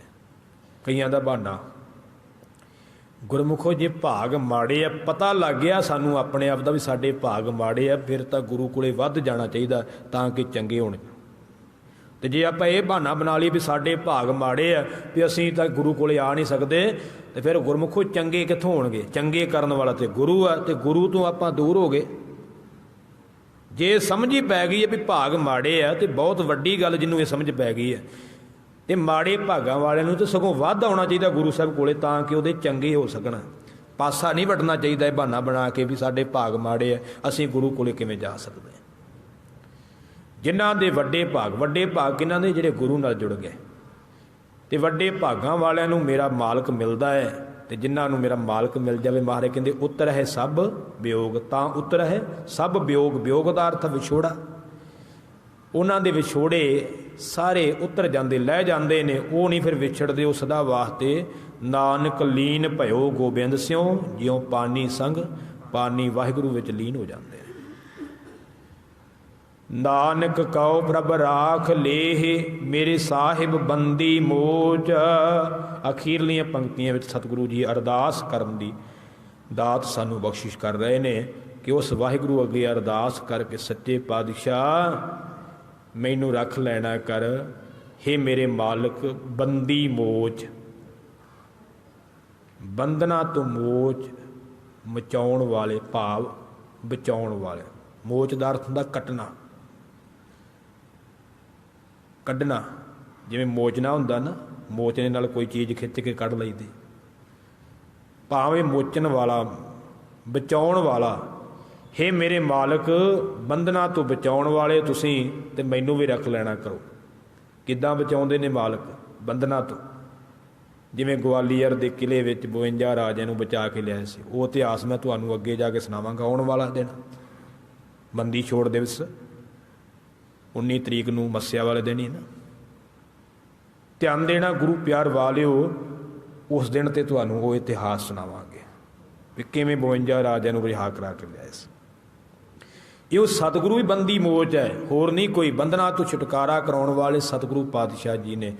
ਜਿਵੇਂ ਗੁਰੂ ਨਾਨਕ ਸਾਹਿਬ ਨੇ ਬਾਬਰ ਦੀ ਜੇਲ੍ਹ ਦੇ ਵਿੱਚੋਂ ਛੁਡਾਇਆ ਸੀ, ਜਿਵੇਂ ਗੁਰੂ ਗੋਬਿੰਦ ਸਿੰਘ ਮਹਾਰਾਜ ਨੇ ਬਹਾਦਰ ਸ਼ਾਹ ਨੂੰ ਬਾਦਸ਼ਾਹ ਬਣਾਇਆ ਜਦੋਂ ਸਹਾਇਤਾ ਕਰਕੇ, ਤੇ ਉਹਨੂੰ ਕਹਿ ਕੇ ਜਿੰਨੇ ਵੀ ਔਰੰਗਜ਼ੇਬ ਨੇ ਕੈਦ ਕੀਤੇ ਸੀ ਸਾਰੇ ਛੁਡਾਏ ਸੀ। ਗੁਰੂ ਗੋਬਿੰਦ ਸਿੰਘ ਮਹਾਰਾਜ ਨੇ ਸੱਚਖੰਡ ਜਾਣ ਤੋਂ ਬਾਅਦ 30 ਸਾਲਾਂ ਬਾਅਦ ਬਾਲਾ ਰਾਓ ਤੇ ਰੁਸਤਮ ਰਾਓ ਰਾਜੇ ਦੋਵੇਂ ਪੂਨੇ ਸਤਾਰੇ ਦੀ ਜੇਲ੍ਹ ਵਿੱਚੋਂ ਕੱਢ ਕੇ ਲਿਆਂਦੇ ਸੀ। ਸਰੀਰ ਕਰਕੇ ਮਹਾਰਾਜ ਨਹੀਂ ਸਨ, ਪਰ ਫਿਰ ਵੀ ਬਚਾਇਆ ਸੀ। ਗੁਰੂ ਦੀ ਸਮਰੱਥਾ ਹੈ। ਹੇ ਮਾਲਕ ਮੈਨੂੰ ਵੀ ਰੱਖ ਲੈਣਾ ਕਰੋ, ਕਿਉਂਕਿ ਤੁਸੀਂ ਬੰਧਨਾਂ ਤੋਂ ਛੁਟਕਾਉਣ ਵਾਲੇ ਹੋ। ਕਤਿਕ ਹੋਵੈ ਸਾਧ ਸੰਗ, ਬਿਨ ਸਹੈ ਸਭੇ ਸੋਚ। ਤੇ ਅਖੀਰਲੀ ਪੰਕਤੀ ਵਿੱਚ ਧੰਨ ਗੁਰੂ ਅਰਜਨ ਸਾਹਿਬ ਜੀ ਕਿਰਪਾ ਕਰਦੇ ਨੇ ਕਿ ਕੱਤਕ ਦਾ ਮਹੀਨਾ ਉਹਨਾਂ ਵਾਸਤੇ ਸੁੱਖਾਂ ਭਰਿਆ ਹੋਵੇਗਾ ਜਿਹੜੇ ਜੀਵ ਗੁਰੂ ਕੀ ਸੰਗਤ ਕਰਨਗੇ। ਗੱਜ ਕਰਕੇ ਆਖੋ ਸਤਨਾਮ। ਕਿੱਡੀ ਵੱਡੀ ਬਖਸ਼ਿਸ਼ ਕਰ ਦਿੱਤੀ ਮਹਾਰਾਜ। ਕਹਿੰਦੇ ਕੱਤਕ ਦੇ ਮਹੀਨੇ ਵਿੱਚ ਉਹ ਲੋਕ ਸੁਖੀ ਹੋਣਗੇ ਜਿਹੜੇ ਗੁਰੂ ਕੀ ਸੰਗਤ ਕਰਨਗੇ, ਤੇ ਸੰਗਤ ਕਰਨ ਵਾਲਿਆਂ ਦੇ ਬਿਨ ਸਹਿ ਸਭੇ ਸੋਚ, ਉਹਨਾਂ ਦੀਆਂ ਸਾਰੀਆਂ ਸੋਚਾਂ ਨਾਸ ਹੋ ਜਾਣਗੀਆਂ। ਉਹਨਾਂ ਨੂੰ ਕੁਝ ਸੋਚਣ ਦੀ ਲੋੜ ਨਹੀਂ। ਭੈੜੀਆਂ ਸੋਚਾਂ, ਚਿਤਵਣੀਆਂ ਸਭ ਖਤਮ ਹੋ ਜਾਣਗੀਆਂ। ਉਹਨਾਂ ਦੇ ਕਾਰਜ ਗੁਰੂ ਆਪ ਕਰੇਗਾ। ਇਸ ਕਰਕੇ ਗੁਰਮੁਖੋ ਸੰਗਤ ਕਰਨੀ ਬੜੀ ਜ਼ਰੂਰੀ ਹੈ। ਮਹਾਰਾਜ ਨੇ ਇਸ ਮਹੀਨੇ ਦੁਆਰਾ ਸਾਨੂੰ ਇਹੀ ਉਪਦੇਸ਼ ਬਖਸ਼ਿਸ਼ ਕੀਤਾ ਹੈ ਕਿ ਪਿਆਰਿਆ, ਕੀਤੇ ਹੋਏ ਕਰਮ ਤੈਨੂੰ ਭੋਗਣੇ ਪੈਂਦੇ ਆ। ਤੂੰ ਹੋਰ ਕਿਸੇ ਨੂੰ ਦੋਸ਼ ਨਾ ਦੇਣਾ ਕਰ, ਪਰ ਜੇ ਤੂੰ ਗੁਰੂ ਕੋਲੇ ਆਵੇਂ ਉਹ ਕਰਮ ਵੀ ਤੇਰੇ ਸੌਖੇ ਹੋ ਜਾਣਗੇ। ਅਤੇ ਜੇ ਤੂੰ ਪਰਮੇਸ਼ਰ ਨੂੰ ਭੁੱਲ ਗਿਆ ਸੱਜਣਾ, ਤੇਰੇ ਘਰ ਸਾਰੇ ਰੋਗ ਚਿੰਬੜ ਜਾਣਗੇ। ਜੇ ਤੂੰ ਗੁਰੂ ਤੋਂ ਵੇਮੁਖ ਹੋ ਗਿਆ, ਭਾਵੇਂ ਤੂੰ ਹਜ਼ਾਰਾਂ ਜਨਮ, ਲੱਖਾਂ ਜਨਮ, 84 ਲੱਖ ਵੀ ਧਾਰ ਲਵੇਂ, ਮੁਕਤ ਨਹੀਂ ਹੋਵੇਂਗਾ। ਜੇ ਮੁਕਤ ਹੋਵੇਂਗਾ ਤੇ ਗੁਰੂ ਕਾਲੇ ਹੋ ਕਰਕੇ ਹੋਵੇਂਗਾ। ਇਸ ਕਰਕੇ ਗੁਰੂ ਅੱਗੇ ਅਰਦਾਸ ਕਰ ਕਿ ਸੱਚੇ ਪਾਤਸ਼ਾਹ ਤੁਸੀਂ ਬੰਧਨਾਂ ਤੋਂ ਛੁਟਕਾਉਣ ਵਾਲੇ ਹੋ, ਤੇ ਮੈਨੂੰ ਵੀ ਬਚਾ ਲੈਣਾ ਕਰੋ। ਤੇ ਕੱਤਕ ਦੇ ਮਹੀਨੇ ਦੇ ਵਾਰਾ ਸਤਿਗੁਰਾਂ ਨੇ ਇਹ ਰਹਿਮਤ ਕੀਤੀ ਹੈ ਕਿ ਗੁਰੂ ਕੀ ਸੰਗਤ ਕਰਿਆ ਕਰ, ਫਿਰ ਤੇਰੇ ਸਾਰੇ ਕਾਰਜ ਗੁਰੂ ਆਪ ਕਰੇਗਾ। ਸਤਿਗੁਰੂ ਜੀ ਕਿਰਪਾ ਕਰਨ। ਇਹ ਜੋ ਪਾਵਨ ਉਪਦੇਸ਼ ਆਪਾਂ ਸੁਣਿਆ, ਇਹ ਸਾਡੇ ਹਿਰਦੇ ਵਿੱਚ ਵਸ ਜਾਵੇ। ਅਸੀਂ ਗੁਰੂ ਵਾਲੇ ਬਣ ਜਾਈਏ। ਸਭ ਸਿੱਖਣ ਕੋ ਹੁਕਮ ਹੈ, ਗੁਰੂ ਮਾਨਿਓ ਗ੍ਰੰਥ। ਧੰਨ ਗੁਰੂ ਗ੍ਰੰਥ ਸਾਹਿਬ ਦੇ ਲੜ ਲੱਗੀਏ, ਖੰਡੇ ਬਾਟੇ ਦਾ ਅੰਮ੍ਰਿਤ ਛਕੀਏ, ਗੁਰੂ ਦੱਸੀ ਮਰਿਆਦਾ ਵਿੱਚ ਚੱਲੀਏ, ਨਾਮ ਬਾਣੀ ਅਭਿਆਸ ਸਤ ਸੰਗਤ ਕਰਿਆ ਕਰੀਏ, ਤਾਂ ਸਤਿਗੁਰਾਂ ਦੀ ਬਖਸ਼ਿਸ਼ ਸਾਡੇ ਤੇ ਹੋਵੇਗੀ। ਸਤਿਗੁਰੂ ਜੀ ਕਿਰਪਾ ਕਰਨ। ਜਿਵੇਂ ਪਿਛਲਾ ਮਹੀਨਾ ਆਪਣੇ ਭਾਣੇ ਅੰਦਰ ਬਤੀਤ ਕੀਤਾ ਹੈ, ਤਿਵੇਂ ਅੱਜ ਜੋ ਕੱਤਕ ਦਾ ਮਹੀਨਾ ਪ੍ਰਾਰੰਭ ਹੋਇਆ ਆਪਣੇ ਭਾਣੇ ਅੰਦਰ, ਬਾਣੀ ਪੜ੍ਹਦਿਆਂ ਹੋਇਆਂ, ਸਿਮਰਨ ਕਰਦਿਆਂ ਹੋਇਆਂ, ਸਤ ਸੰਗਤ ਕਰਦਿਆਂ, ਚੰਗੇ ਕਰਮ ਕਰਦਿਆਂ, ਗੁਰਮਤਿ ਵਿੱਚ ਵਿਚਰਦਿਆਂ ਹੋਇਆਂ ਬਤੀਤ ਕਰਾਉਣ। ਇਹ ਗੁਰੂ ਚਰਨਾਂ ਵਿੱਚ ਅਰਦਾਸ ਹੈ। ਭੁੱਲਾਂ ਦੀ ਖਿਮਾ ਬਖਸ਼ਿਓ। 2 ਪੰਕਤੀਆਂ ਪੜ੍ਹ ਕਰਕੇ ਸਮਾਪਤੀ ਹੈ ਜੀ। ਨਾਨਕ ਕਉ ਪ੍ਰਭ ਰਾਖ ਲੇਹ, ਮੇਰੇ ਸਾਹਿਬ ਬੰਦੀ ਮੋਚ। ਕਤਿਕ ਹੋਵੈ ਸਾਧ ਸੰਗ, ਬਿਨ ਸਹੈ ਸਭੇ ਸੋਚ। ਵਾਹਿਗੁਰੂ ਜੀ ਕਾ ਖਾਲਸਾ, ਵਾਹਿਗੁਰੂ ਜੀ ਕੀ ਫਤਿਹ।